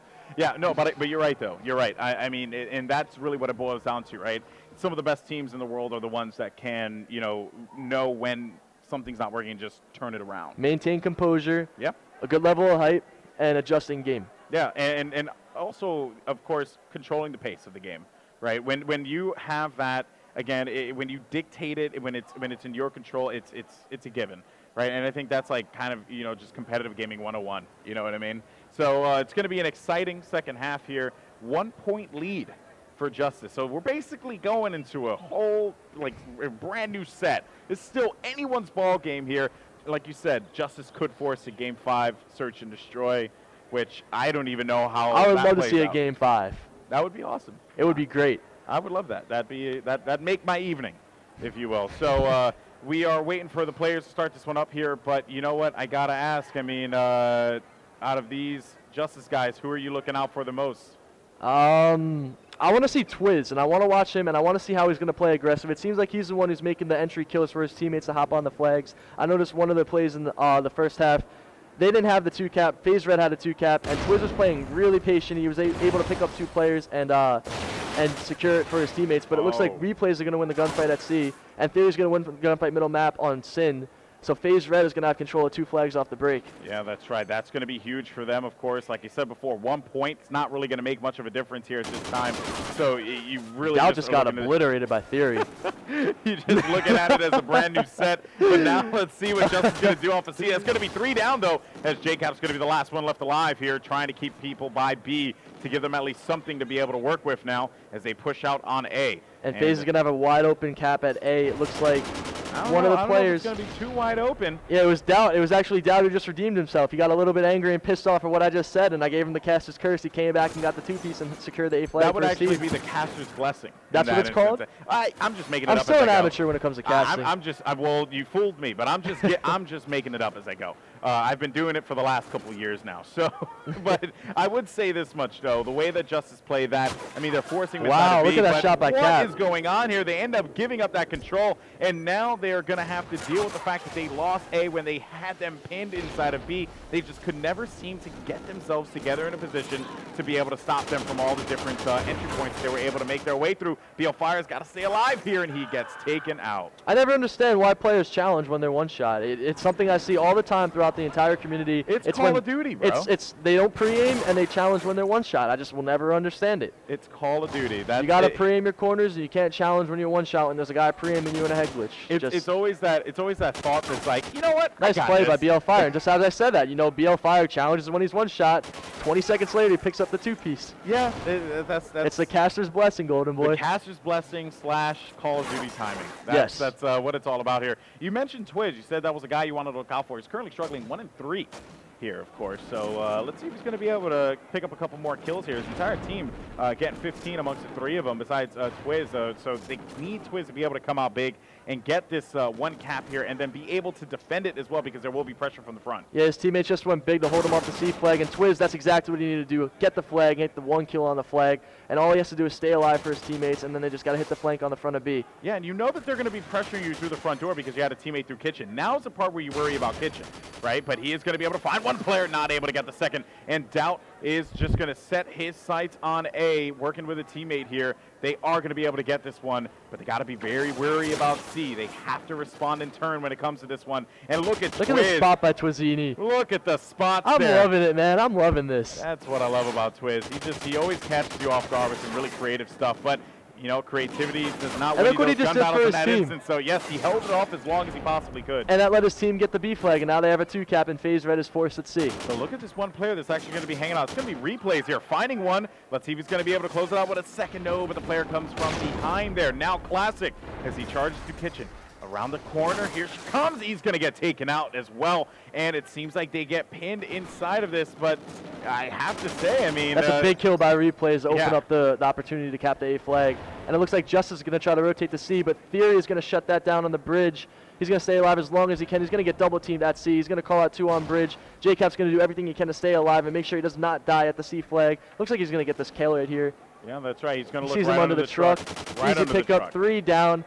They're only down by 4 points right now, Golden Boy. There's a minute and a half left in the game. All they need to do is hold this 2 cap in order to win the series. Remember, Justice is up by 1, and with the way that this game is going, it could very well get to that point. But there comes that Semtex grenade from Twiz. Go ahead and jump over to Justice here, as Doubt's going to be by himself. LMS in that situation. Twiz now is going to take that role as they end up losing 3 players right away, fighting out of B. They have to make something happen right away. A knife to the chest. I'm really interested to see how this player in back B closet is going to play this. So Justice, Doubt actually just made a very good play. He stayed composed at B as the other team tried to flank through B to get the flag. However, they're going to kill, it looks like Doubt. Yeah, he's going to die by Theory. This is a really great play by FaZe Red. Doubt did everything in his power. He knew his team was going to be pushing to A, and Doubt had to play the safety at B. But unfortunately, just got overpowered by FaZe Red, and that's going to hold the 2 cap for them. Yeah, and those stuns just came in clutch there and was able to stop any kind of push from happening. 26 seconds left on the clock, though, as FaZe Red is going to be up only by a paltry 4 and points. Classic wins the gunfight. That's 3 down for Justice. Big win. FaZe Red is going to close this one out. You hear them screaming. It's knives for days, though, apparently, and it seems like time is going to be ticking. Justice is Doubt. It's a done deal, Golden Boy. And that is going to do it. FaZe Red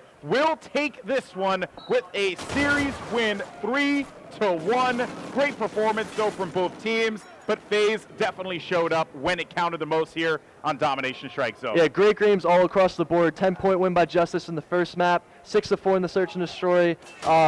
FaZe Red just really turned it up in that blitz, and they kept that momentum going in the domination to close FaZe out up. the series. FaZe up. Yeah, it was actually a that was a great showing out of them, but Justice should not hang their heads low on that performance. So FaZe Red is a great team, and for Justice personally, I think they just need to look back at that game and say, okay, what did we do wrong here? What were some of the problems, right? You look at your blitz game. You didn't push up as much as you would. There wasn't that, like you said, sense of urgency, right? I'd like to see some more trophy systems and a little bit more of aggression. Search and destroy, I felt like for them, it was more or less just, you know, I think FaZe Red kind of outplayed them in a lot of those situations, but they need to go back and look at it and look at the film and say, like, okay, we need to remember these situations and replay them back, because bear in mind, you know, you have Sin as well as a Doubt, who were a part of Xfinity. That was Mud Dog and Crow, and they actually played like, what was like over 600 search and destroy games. So really? Like on GB, yes, they played a lot of search and destroy games. So that gives you an idea, like they know what they're doing when it comes to search and destroy. So I want to see how Justice is going to respond here.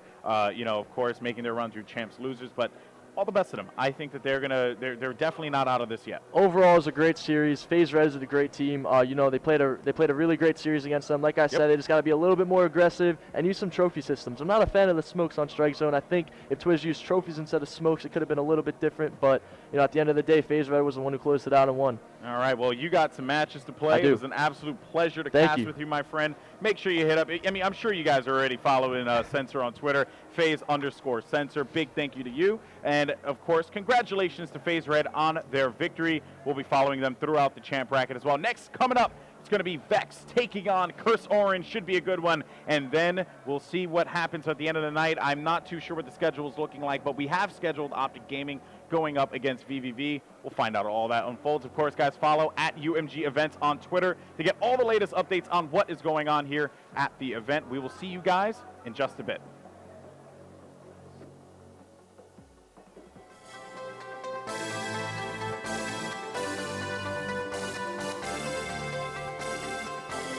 Are you tired of paying huge amounts for tournaments? For just $5.99, you have unlimited chances with UMG Prime to win thousands, from cash to sponsored products and even 100% payout tournaments.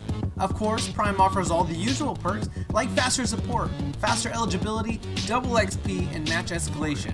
Wager matches are also one of the most popular aspects of UMG Online, and Prime makes this amazing feature completely fee-free with no limitations. When you put it all together, it really is a no-brainer. So what are you waiting for? Go to umggaming.com/Prime membership, get your Prime, and start playing for cash today.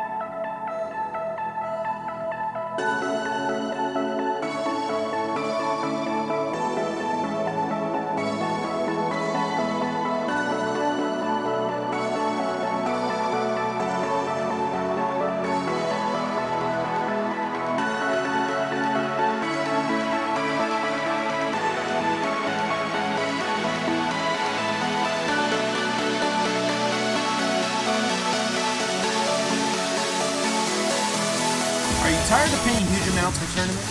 For just $5.99, you have unlimited chances with UMG Prime to win thousands, from cash to sponsored products and even 100% payout tournaments. Of course, Prime offers all the usual perks like faster support, faster eligibility, double XP, and match escalation. Wager matches are also one of the most popular aspects of UMG Online, and Prime makes this amazing feature completely fee-free with no limitation. When you put it all together, it really is a no-brainer. So what are you waiting for? Go to umggaming.com/Prime membership, get your Prime, and start playing for cash today.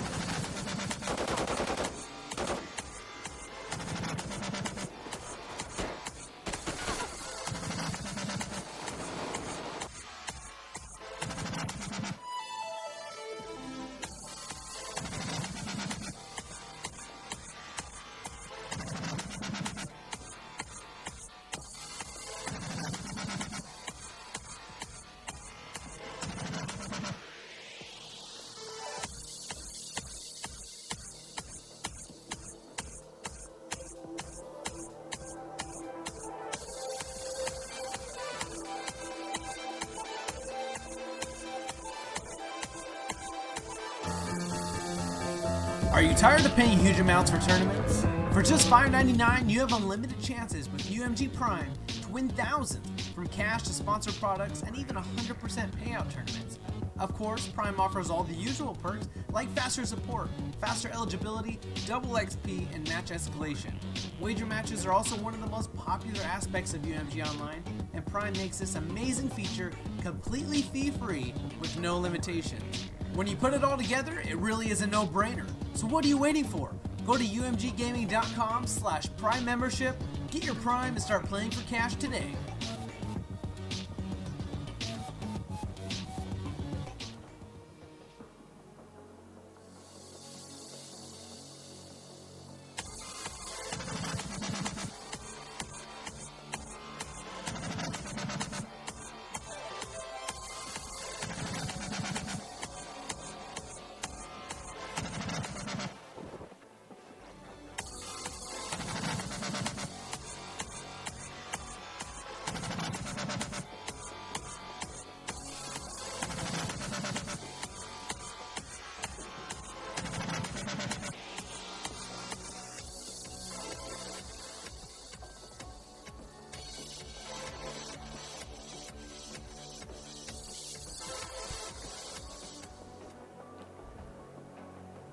Welcome back to the UGC Elgato 20K. Gandhi, Maves.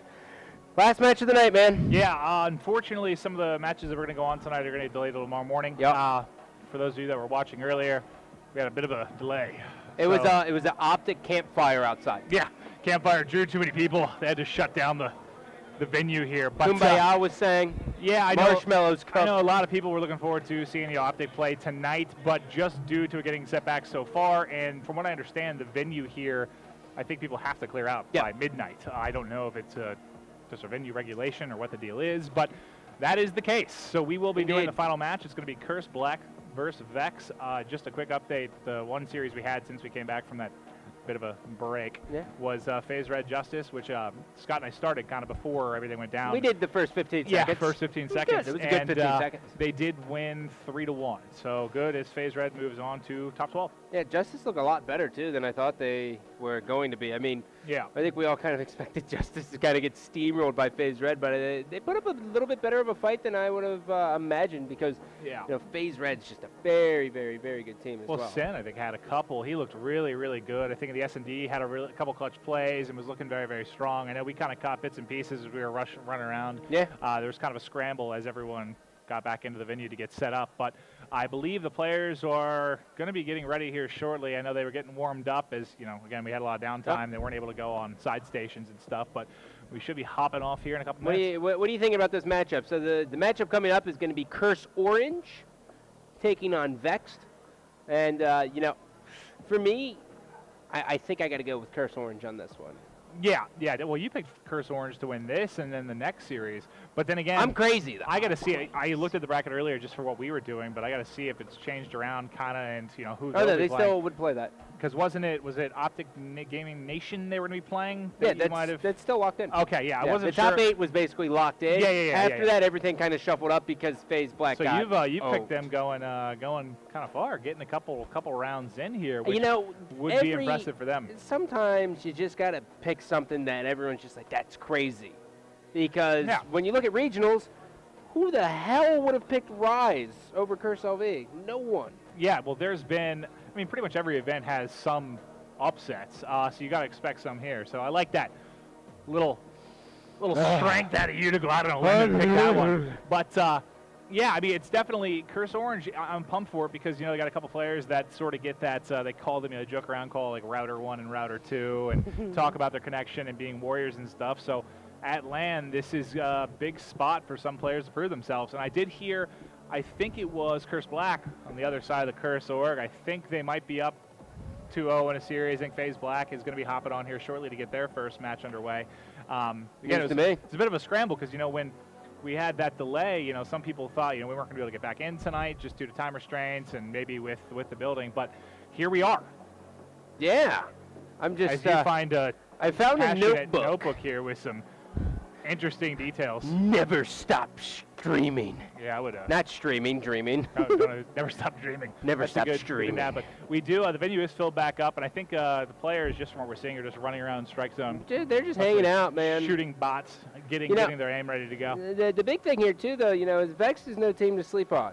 Pluto's one hell of a player, so is Huddle and Slacked. I mean, these guys are all really, really good, but I think, looking at the game types here, we start off with Freight Domination because this is, of course, winners round 1. There is no veto system, which I think makes everything easier for the open bracket, and it makes teams not rely on basically trying to veto their worst game types out. I like vetoes for a lot of reasons, but it's also kind of nice to know you can't really just play your strong maps. You're going to have to kind of play everything here, even stuff that may not be your best. So preparation for this is a little bit different than maybe teams are used to. Absolutely. Because you got to kind of be strong at everything. And this will be, I don't know, it's going to be fantastic to watch Curse Orange as we haven't been able to see them play a ton. I know we got to do, I think, one league match with them? That was about it, and they look strong, but Vex has been surprising a lot of people lately, and again, like you said, a lot of strong players. I did a couple games for them at Champs. I know it's not exactly the same, but they had a couple players just going absolutely huge that weekend.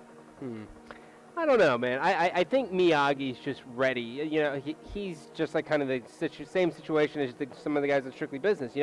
When you get hit by age for the world's biggest tournament, when you've been kicking left nut all at the beginning of COD Ghost, you're going to be a little bit pissed off, and you got a lot to prove. So I'm expecting that guy to do it. And plus, my dog. Yeah, I know we love Mud Dog, good buddy of ours, and big. He's a good S&D player. Brings lots of new strats, and always is not some of the best ones though. Sometimes grinding those S&Ds, but I think as far as teams that feel they have the most to prove, we talked about Optic Nation because a lot of players there kind of getting not really snubbed with Champs because they didn't qualify, but maybe obviously feel they should have been there. And I think Curse Orange is another one of those top teams that feels they have a ton to prove here. Yeah, but the difference between those two teams, obviously, is that Curse Orange is actually in the league, and Optic Gaming Nation is not, which is a topic for another day. But, it's just how it is. Yeah, it's a big thing. What do you think about, so far, what do you think about Canada? For me, I think it's 50-degree weather in May can really just go to hell. Yeah, it's a little chilly out. It's kind of nice because we're in here with these lights and just a billion dudes running around. It gets a bit warm. It's raining.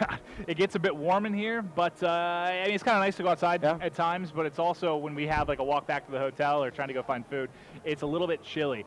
My biggest complaint so far, it's a tourist area, so everything is quite pricey. You can't just go to McDonald's and spend like $4. Yeah, that's the $4 menu instead of the $1 menu. How dare they? It should be set like I prices. haven't seen. We saw like a Subway. That was about the only thing I've seen. It's been close to like $9 footlongs. Yeah, a fast food chain that we've found yet to be here. But other than that, it's beautiful. I was in the Marriott. The view they have of the falls is much better than we do. We have a nice closed pool. Yeah. And the sign basically says closed until warm. Yeah. Which I'm assuming is probably August. I have no idea how the weather works here, but I'm assuming it's a little more delayed until that heat starts coming in. But it can't be that much different because where I lived in Pennsylvania, I think it's only like a 3-4 hour drive, so it's not that much of a hike. But 3 or 4 hour drive from Pennsylvania to here? That doesn't make any sense. I could have made that up completely. Dude, yeah, no way.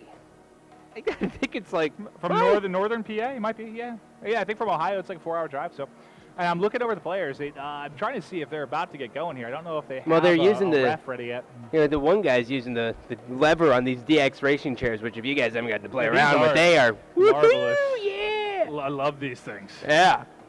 Need one from home. For home. From home, yeah. Need to bring my one from Love to home. hit them up. It's got a nice groove. Plenty of sweat.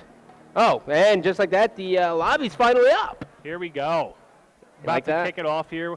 If you are just hopping in, or if you've been watching the stream all day long, this will be game one again, this is a round one matchup.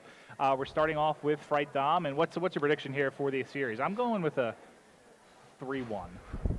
3-1 does sound pretty tender. Very, very tender, in fact. I think Curse Orange may take it in a 3-0. Yeah. And it might just feasible. be, and that was like a fake out. I think it might just be like, that might be a stretch, but like, I don't know. And I think at this point in the time, like, who do you trust, right? Like, Curse Orange is in a team house. There's camaraderie, you know what I mean? And then on the other side, like, Vex, yeah, sure, they have the same thing, but they're not living in the same house with other people and being like, oh, yeah, we're going to grind through the fact that I think you're annoying. But, yeah, it's part of it, and also you got to think how the delay we had here. Everyone got sidetracked. When we cleared out the building and went and got food, relaxed, and that can affect some players. I mean, you saw FaZe Red kind of get off to a bit of a slow start. When we were casting the first game here, hot start, 2 caps right away on Fright Dom, we're in complete control, and then they ended up losing the first game on the replay. So it's hard to tell how this first game will go, just as players haven't had a whole lot of time to really play. Yeah, for sure. But, I mean, that's kind of, people have to. I think we are in. Oh, yeah. Oh, yeah. Oh, yeah. I wonder how many times I can say that before it gets annoying. Yeah, that sounds like some Canadian thing. But looking at it here, we will have Curse Orange attached, Mud Dog, Croaster, and Miyagi. Interesting for Mud Dog here, starting off with the AR. What do you think about that? Well, again, we've seen a lot more AR play on the 360, as people talked about the bullet registration kind of for subs compared to the Xbox One. They're running, one sub? What do we have for Vex here? One AR as well. Same I think it's Huddle, yeah. Or 1 AR, yeah. But who do you want to start off with?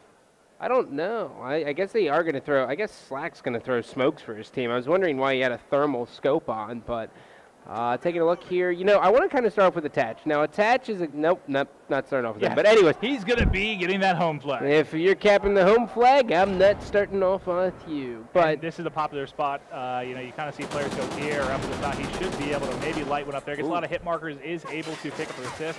But that is 3 down for Curse Orange right off the bat. And that is going to be an A-B cap for Vex. So hot start for them. Very, very hot start. Slack's going to go down. Pluto's going to start pushing back. And he's just sitting bottom Owens, dude. This is a very, very good position. He's going to be able to take out rotators. He can kind of push back and grab their home flag if they overextend. This is such a very dominant spot.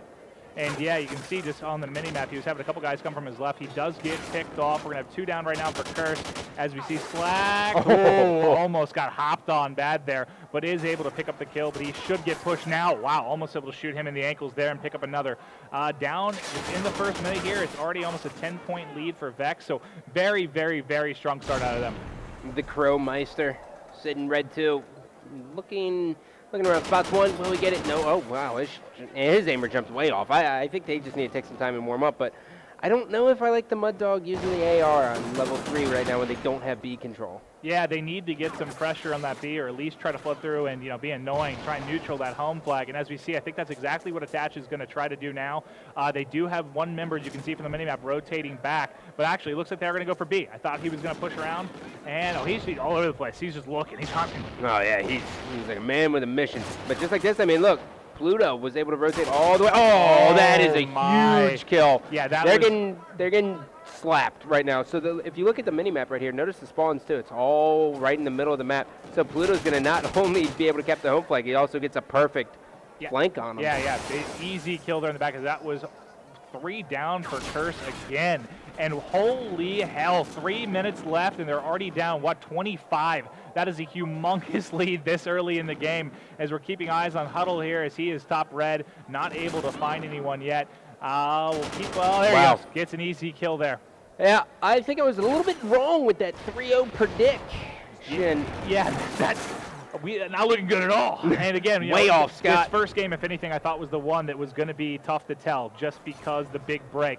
But they should be able to 2-hop B here. As you can see, that just speeds up so much with 2 on it. they do now again have A, B control, and this lead just continues to extend. Yeah, it's basically like rule number 1 in domination. You never want to be capping by yourself. Yeah, it's just very, very scary. Yep. And good spot here. I like this. You can kind of keep an eye on anyone that's going to be coming out red side. But from the mini-map, we can tell they're all pretty much coming out from mid or the opposite side. I don't think we're going to see an engagement for him yet, because I believe he is on the outside of this building. Yeah, and he spots one, and he is going to be able to clean him up. He does have a guy coming behind him. There's going to be 2 guys. Will he get the 2-piece? No, he's not. He's going to be taken down. And jumping on with Huddle, who is now going to be watching the exact same door. The members of Curse are really just screwing themselves completely by pushing right into red. Again, I feel like I've seen 3 down here. It's like the 5th time, and it is really hard to get any kind of map control for them right now. Just looking at it right now, Miyagi 2-11, Mugdog 4-10. They're just struggling to get anything going right now, as every single member of Vex is currently into the positive, and the lead just continues to extend. Slack has no idea that these guys are basically right around him. I switched to him because I thought he was going to have such a big play. There's 2 guys top Owens, and he's not expecting it. He saw the gun on one. Sees the other guy. Will he get the 2-piece? So the guy did not challenge, and there's going to be a guy going all the way back to C. So now Slack is going to hurl a grenade, and he should know that there's a guy to his left. And that's COD timing for you, maybe. Yep. Oh. All right, nice kill there. There's 2 down for Vex.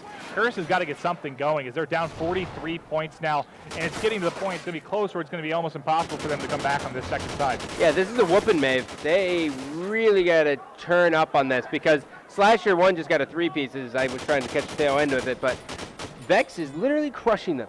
Yep. Crushing. I mean, Curse, if you look at the minimap, they have no idea how to break out of their base. They've been trying to stack red. That didn't work. They sent 2 guys into Owens. That didn't work. All they need to do is get some pressure on B.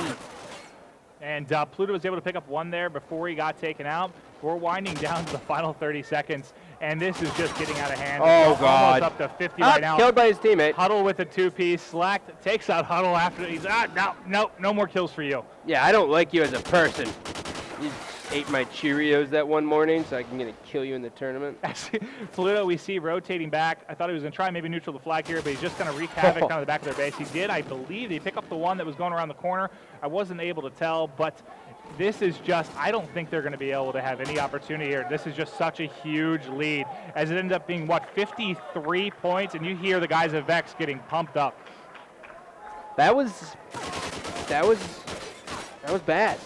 Yeah. That was not a good performance. Yeah, that was my concern. Again, when you when you have that break there, you know, what was the kills? What was the difference? Sorry. 53. They were supposed to be playing, hours ago, and we had the intermission, you may call it, and it's hard to bounce back from. You get distracted, you stop thinking about the fact that you need to be playing, and a lot of us weren't sure if we were going to have the opportunity to even get back in here tonight, and it showed in that first side that one team didn't seem quite as ready, but we got to see if they can at least build some momentum. They don't want to come out and have a similar side too.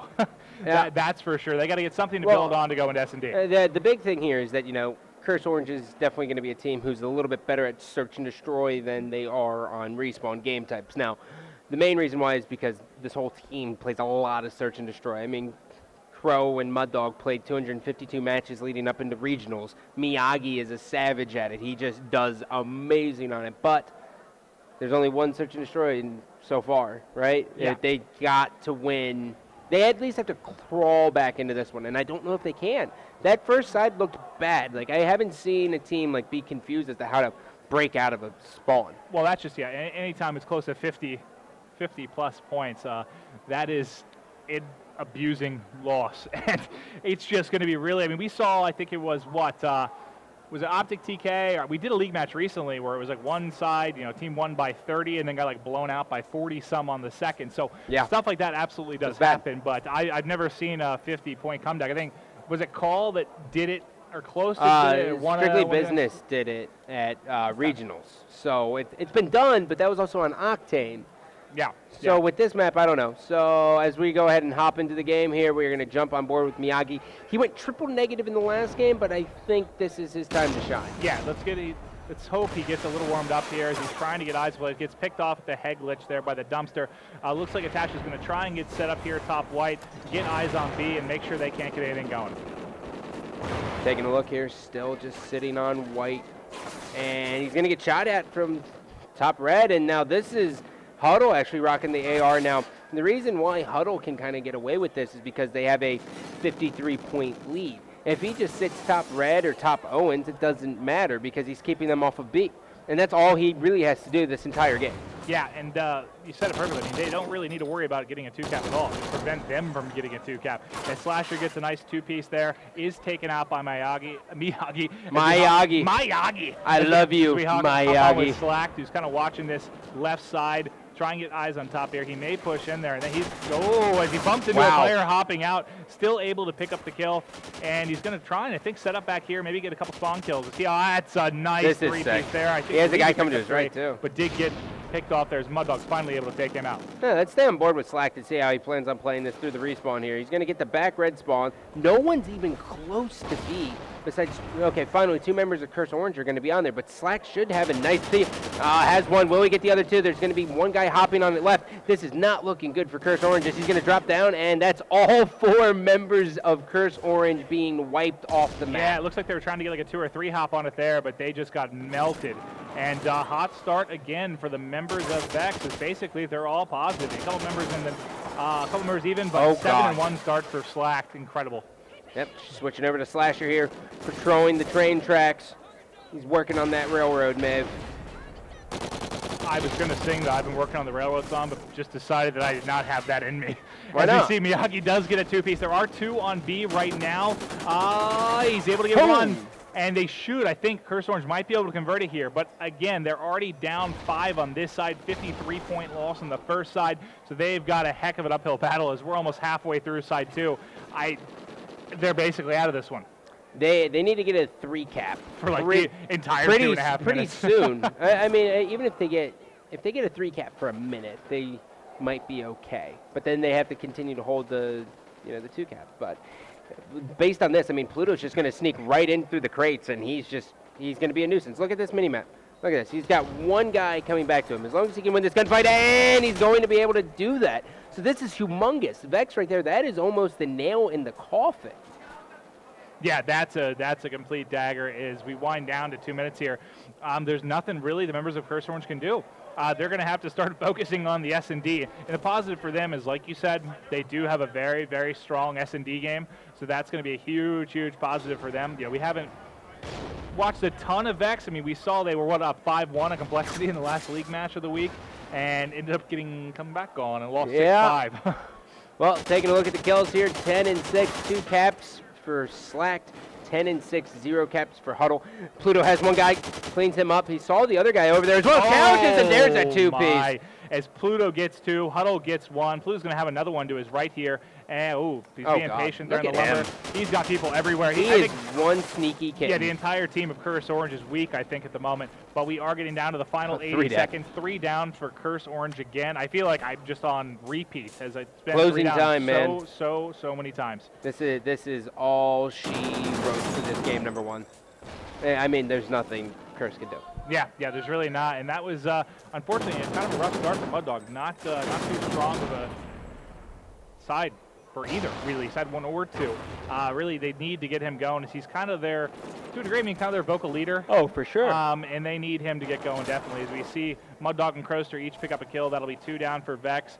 But the lead just continues to grow as they're up, 9 plus the 53. T-Rex arms. 60-plus point lead right now. Yep, there's guy red 3, Huddle, getting shot at from all angles here, and Pluto now is just going to storm in here. Didn't see the second guy, and that's a big 2-piece by Pluto.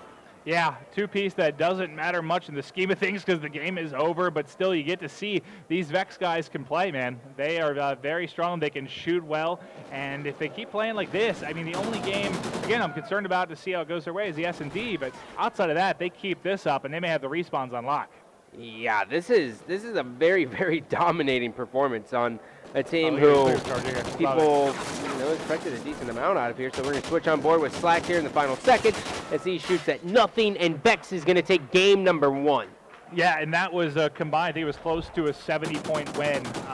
It was like 53. That's a lot for those of you playing the home game. Yeah, that's a large win for them. And I mean, for those of you at home, send us your predictions, but I feel pretty confident that, at least for us here, and I think most of you, Curse Orange would be the favorite. And that did not go in their favor remotely. No, the favorite, it didn't go in their favor. Fantastic line there, Scott. Yeah, love your use of words. I'm a wordsmith. Yeah, we are going to be hopping into Game 2 in a second. We're just going to hop to a quick commercial break. Let's stay tuned.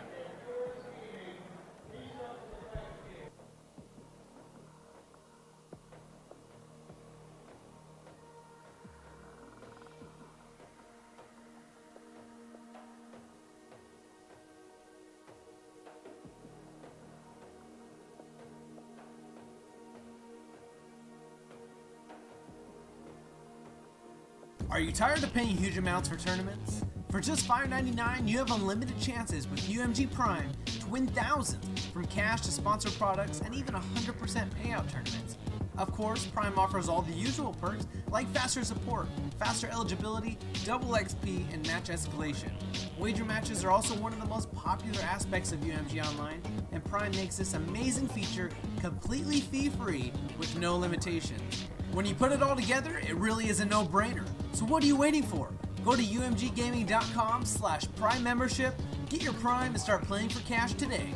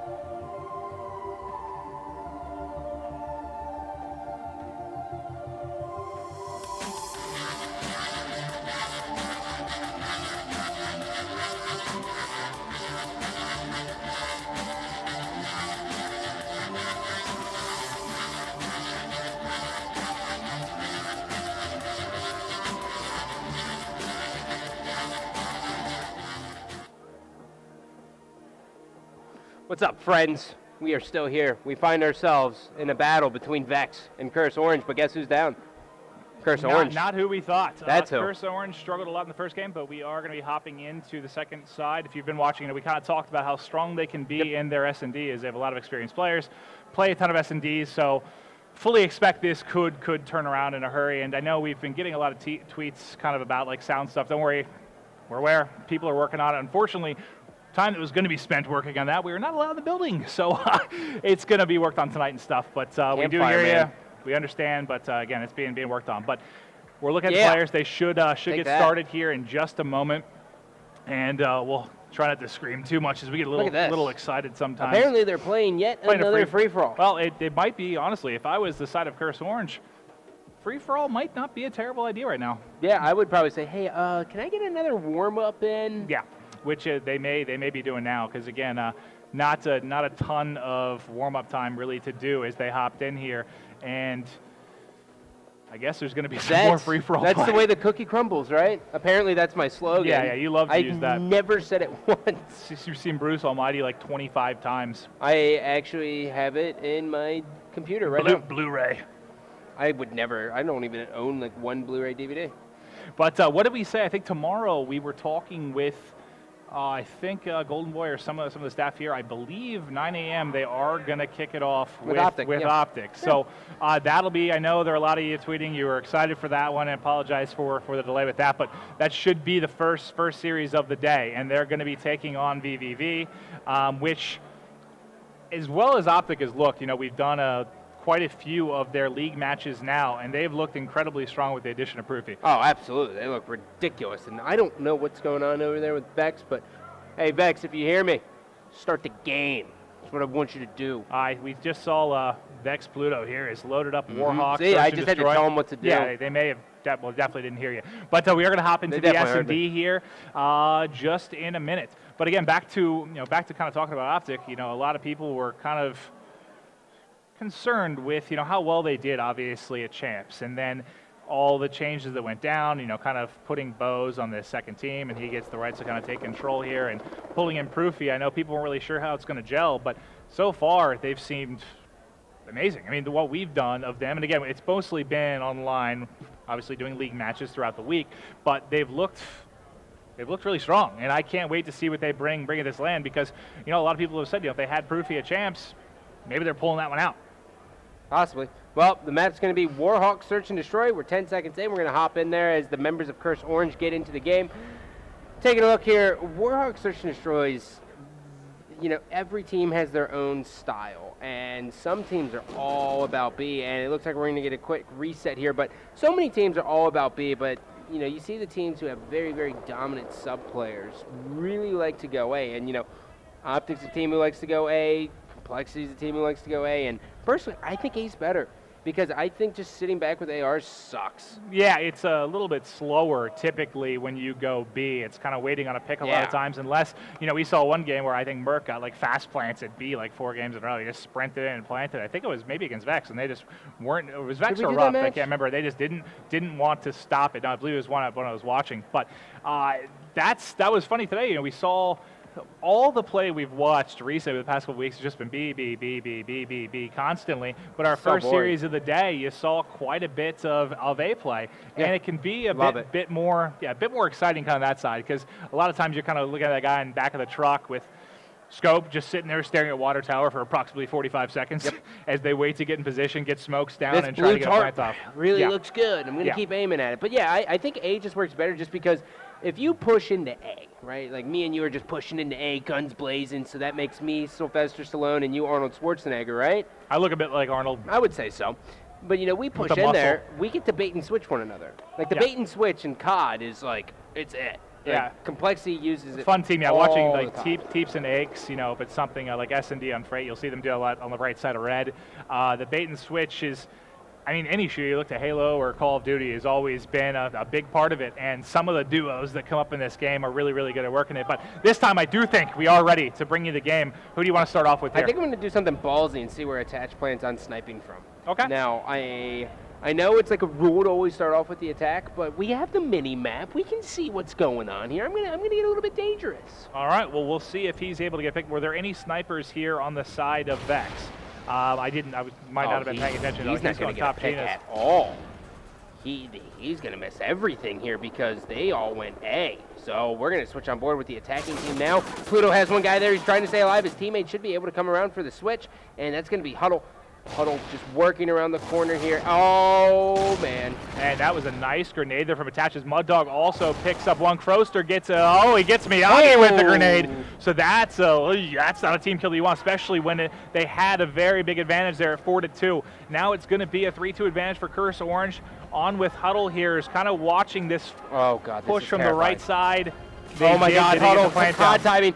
Oh, he's actually able to make it out here, and this is going to be a 2-on-2 scenario here. Has one guy in front of him. He's going to be taken out all up to Slacked.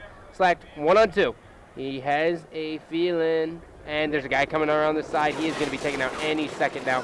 Has a guy in front of him. That's great job by Curse. Yeah. They got a little bit sloppy there, but at the end of the day, they were still able to close that out. It's a good start for them, though, especially coming off that game one that I'm pretty sure every single one of them wants to forget about. To win this first round is a bit of a monkey off the back. Get it rolling, start with that win, and keep on going here. So, strong start. Look at Attach 2-0, Crow 1-0. So, a couple players kind of getting the ball rolling for them, but we'll see what they're able to do on the other side here. Taking a look at the defense real quick. And by defense, I mean offense. See what's going on here. We're going to see Mud Dog throw some stuns here, strong arm stuns. He's all about them. He got hit markers. So now he knows that the attack will be actually going over towards B. So this is going to be a little bit interesting. As you take a look here, look at this. Pluto all up in the grill. But he has no idea that the bomb is going to be way over yonder. So this is a very, very unique game right now. Yeah, he's putting some shots into post there as he's moving around to kind of help out with this bomb. You see they have 3 moving up this far left side. Looks like 1 member from the minimap is kind of on the barrel there, keeping an eye. We should have an engagement up here right now. Oh, down. Yep. There goes one. Yep. Crow down there. They are in a 3v3 as Slacked is also taken out by Mud Dog. On with Attach here. He's kind of watching mid-street, and he should have an engagement. He's above right him. above him. He's above him. He has no idea. So he's going to be able to get out of this one. Oh, God. Oh, here it is. Oh, this he is does God look left. timing at its finest. He looks left for a second as he gets jumped on, but he is taken out. Huddle picks up.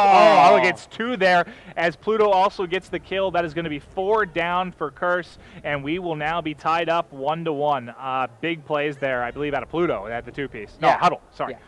Huddle picks up 2 monster kills here. We're going into round number 3. Vex looking to go up 2-0 in the series. I think it's actually possible too after that game 1. Like I really think like Vex is going to outclass him. Well, again, I was expecting someone to maybe come out a little slow, some players not to be ready with the break, but that was just such a dominating win by Vex. And we talked, we kind of did that pregame show on Wednesday, and we kind of talked about what Vex has been.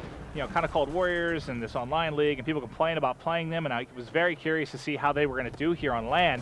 So far, looking hot is Mud Dog is already taken out by Pluto. Yeah, Pluto just spotted Mud Dog. Mud Dog was trying to run one of those lightweight classes and get right into post, and it just wasn't happening. So now Huddle's going to spot one with that thermal scope. Doesn't finish it, though. Didn't even get hit markers, really. And now he does have a teammate here, which is going to be Pluto, and Pluto is going to go right up into the action. There is a guy in 10. His teammate's getting markers, and oh my God, he's not going to push up. He's going to be right around the corner. And there's one. Will he make it 2? Somehow didn't get a single hit marker, I think, when he was shooting through there. And on with Itachi and 1 to the left, right as he zoomed in. And, I mean, that was tough. He was going to have 3 to try and take out with, man. As Vex now takes a 2-1 lead. That's a huge, huge round for them. Huddle showed off his skills there with the challenge, and to be honest, Huddle really didn't even have to challenge that. They had bombed down, but I mean, they still won the round, but the world was in his hands. It wasn't even a ballsy play by him. They got the plant down pretty easily there, and that's the one thing, with B, people favor it, but as a defense, you have to make it at least a pain to get it down. Make it last 45 seconds as they're just inching forward trying to get that, but they got it down no problem whatsoever. And as this time it looks like Curse is going to be going towards A again. Just looking at the mini-map, there's going to be one that's going to kind of poke through Zigzag here. He might hop up on top. No, well, we can see him with that always fantastic Oracle mode as they get down a pretty easy plant. Jumping on board with Huddle now.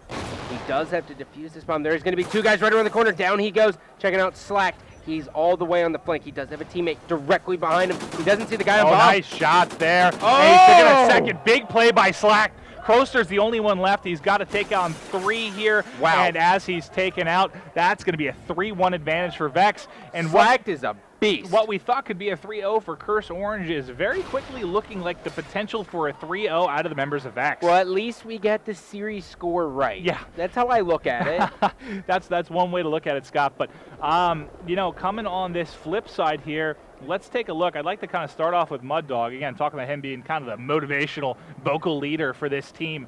Let's see if he's able to get anything going for his squad as we watch him pushing out this left-hand side. Well, it's always tough when you're, obviously you have an advantage being on defense, but it's still tough when a team's just kind of destroying you and outclassing you on all levels as to what play call to make. And Mud Dog being in that position is definitely a hard one here as his teammate's going to be taken out as well. Huddle with the humongous flank picks up 2. Will he make it 3? Oh, he does have a guy right around the tank. He's 7-2, and just looking at the minimap, he's got the potential for an ace here, but one of his teammates did pick up Attach. He's at the last one inside bar here. Shots everywhere, but not able to get him as he's going to push in. 1 for Miyagi. He's got 3 more to go. He was stuck in a 1v4. You think Miyagi checks his left? No. Yeah. Rest in pieces.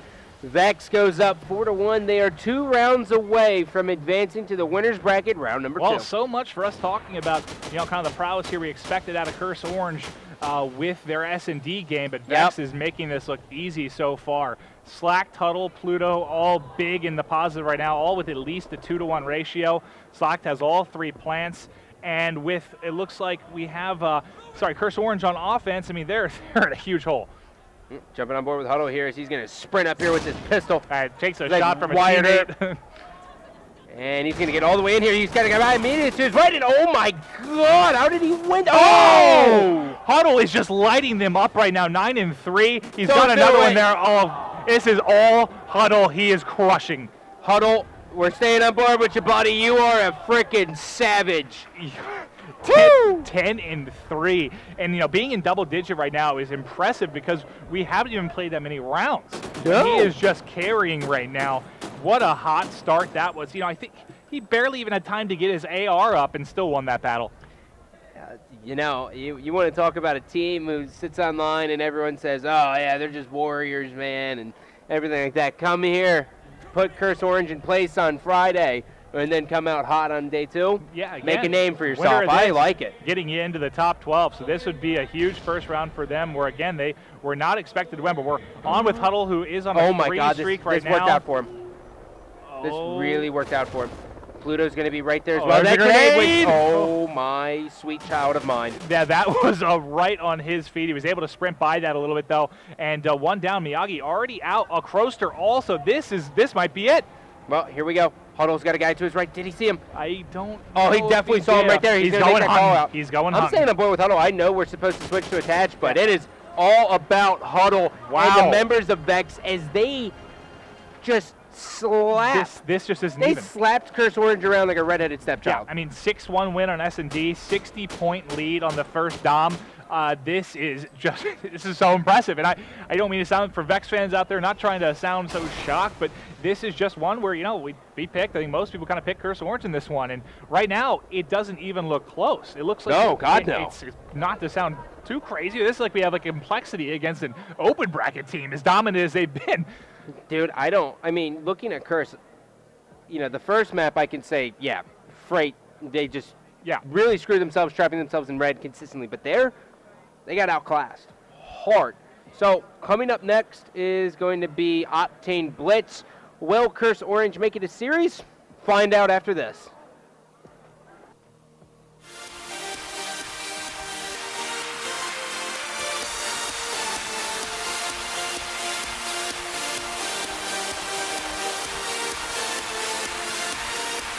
Are you tired of paying huge amounts for tournaments? For just $5.99, you have unlimited chances with UMG Prime to win thousands, from cash to sponsored products and even 100% payout tournaments. Of course, Prime offers all the usual perks like faster support, faster eligibility, double XP, and match escalation. Wager matches are also one of the most popular aspects of UMG Online, and Prime makes this amazing feature completely fee-free with no limitations. When you put it all together, it really is a no-brainer. So what are you waiting for?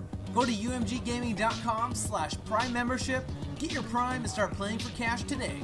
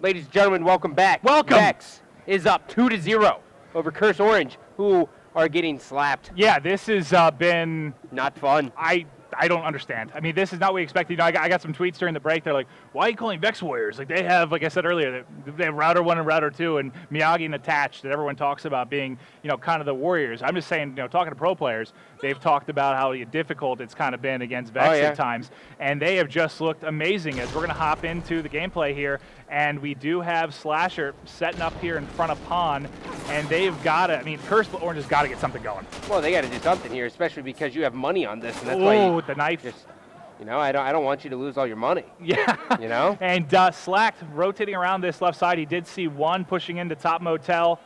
Oh, God. Slasher has no idea. There's one. There's going to be another guy coming in, Top Motel.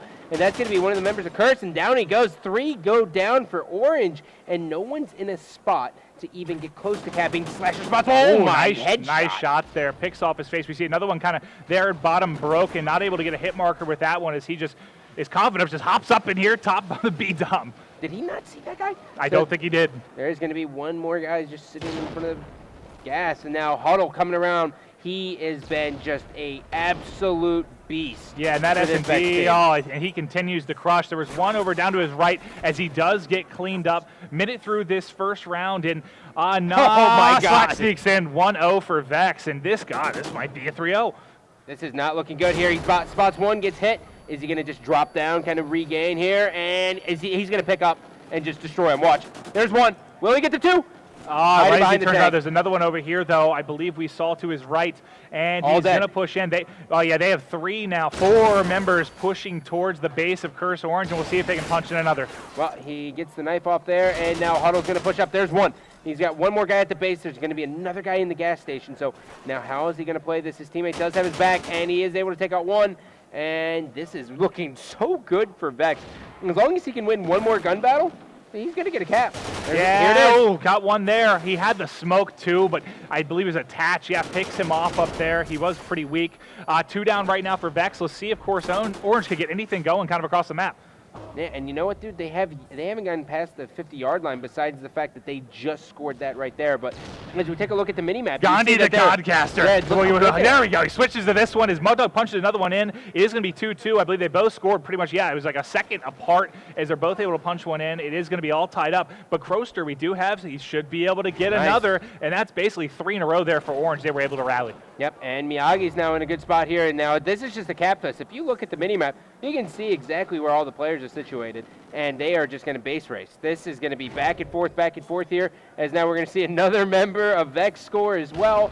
This is going to be a little bit nuts it was a pretty slow start, but we had, I think, 6 caps there really, really quick as one's going to be going underneath Miyagi here. We'll see if they're going to be able to get pressure on the cap. He actually went up top to pick him off. Nice work there. 2 down right now for Curse. Yep, Slack picks up a big 2 piece. He has one guy down to his left. 2 guys, however, coming from his right, and he doesn't have any sense of urgency because he really doesn't need to have any because he's in such a good spot. Has this guy get shots, no hit markers, and retreats. A little bit of a reaction. Muddog with 2, Croster gets 1. That's 3 down for Vex. They should be able to push across. Looking at the mini-map down below, this should easily be 1, and they have a second player there who might be able to get set up. They're going to force that spawn out the strip, and you can see on the mini-map they're all just went straight across. They didn't worry about rotating. They just pushed. What a great play. Look at it. They're going to punch one in as well. That's great trade there for them. Yeah. Now Croster's going to turn around, try to get this last one here, but taking a look, man. You can see it. They were able to come back and do an excellent job there. Curse made sure they cleared out their base, which is exactly what you needed to do. And now it's just a 2-cap differential, which is nothing in Blitz. Yeah, well, absolutely Vex nothing. basically had to decide whether they wanted to rotate back from strip and play defense or just sprint across through bottom broken there. And all they did was trade caps and maintain the lead. Now it's going to be extended to 8-5. Wow. 8-6 now as one more cap's going to be delivered. Taking a look here, Huddle now is trying to push up for his team, and now we have Croster going all the way around on the sneak. He's going to be able to do this unless who is that?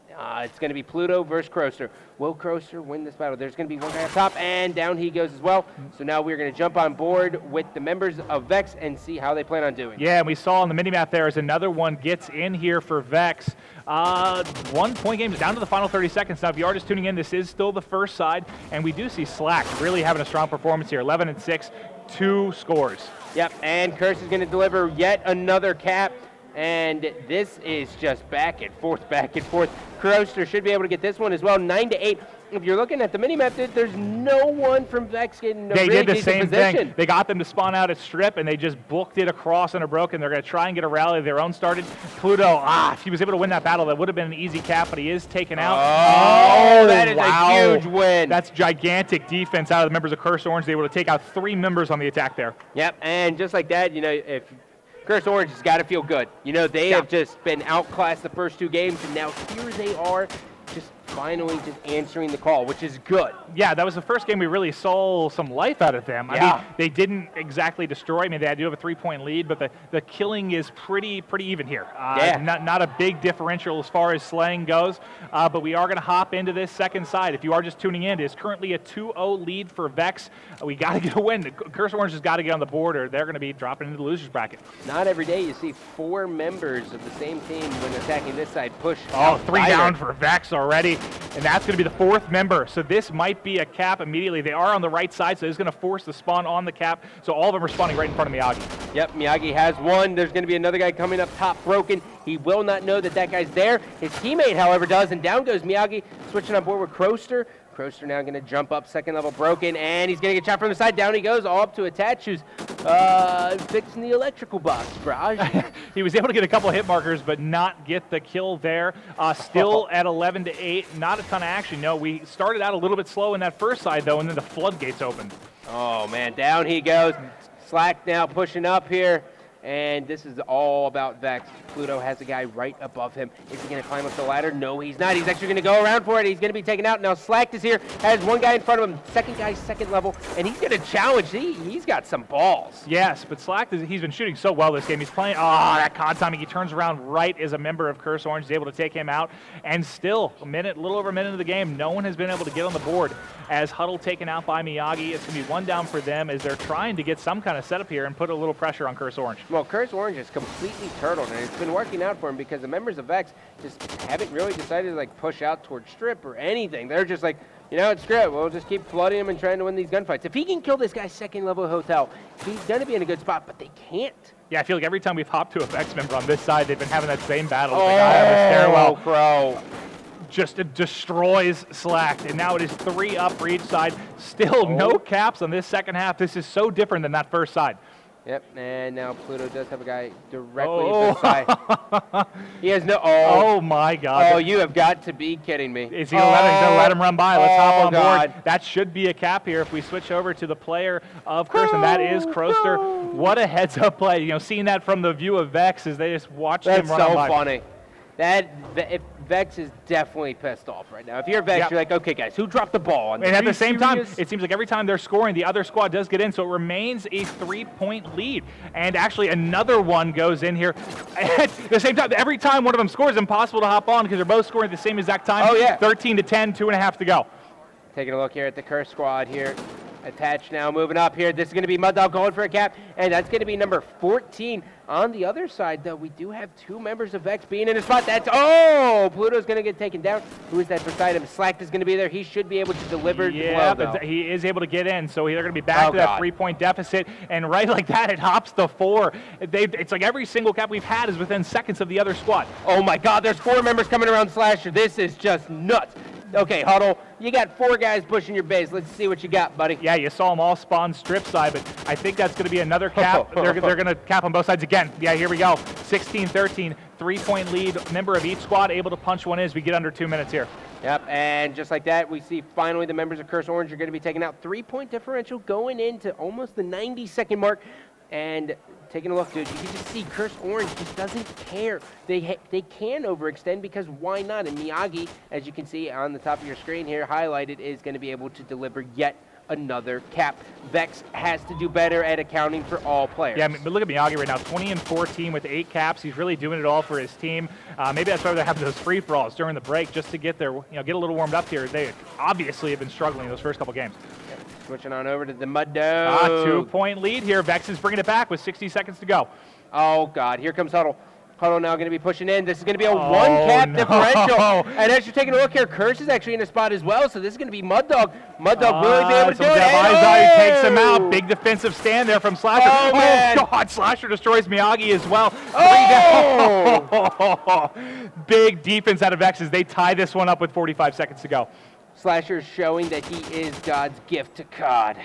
Yeah, that was just such a huge defensive stand from Vex. Down to the final 35. Who's going to be able to come up clutch for their team? Well, here comes Pluto. Pluto spots one, and he's going to get baited by his teammate here. He's going to be Slack. Slack has to kill this guy right here, and he isn't able to, so he has to retreat. But he does have Slasher now coming in. Slasher going for the same battle. No one can kill Croaster up there, man. Yeah, he's been in that spot quite a bit, and they just haven't been able to get anything done, but they should be able to get one here. They're going to take the lead. Oh, man. Oh, God, 15 seconds to go, but hop up top. It looks like we do have a member that's going to punch one in. Yes, and that is Miyagi, who is able to tie things up with 10 to go. Oh, this is going to be scary, though. Here comes Pluto, so there's going to be a base race, and just like that, no member of Curse Orange is in a position, and they blow a 4-cap lead.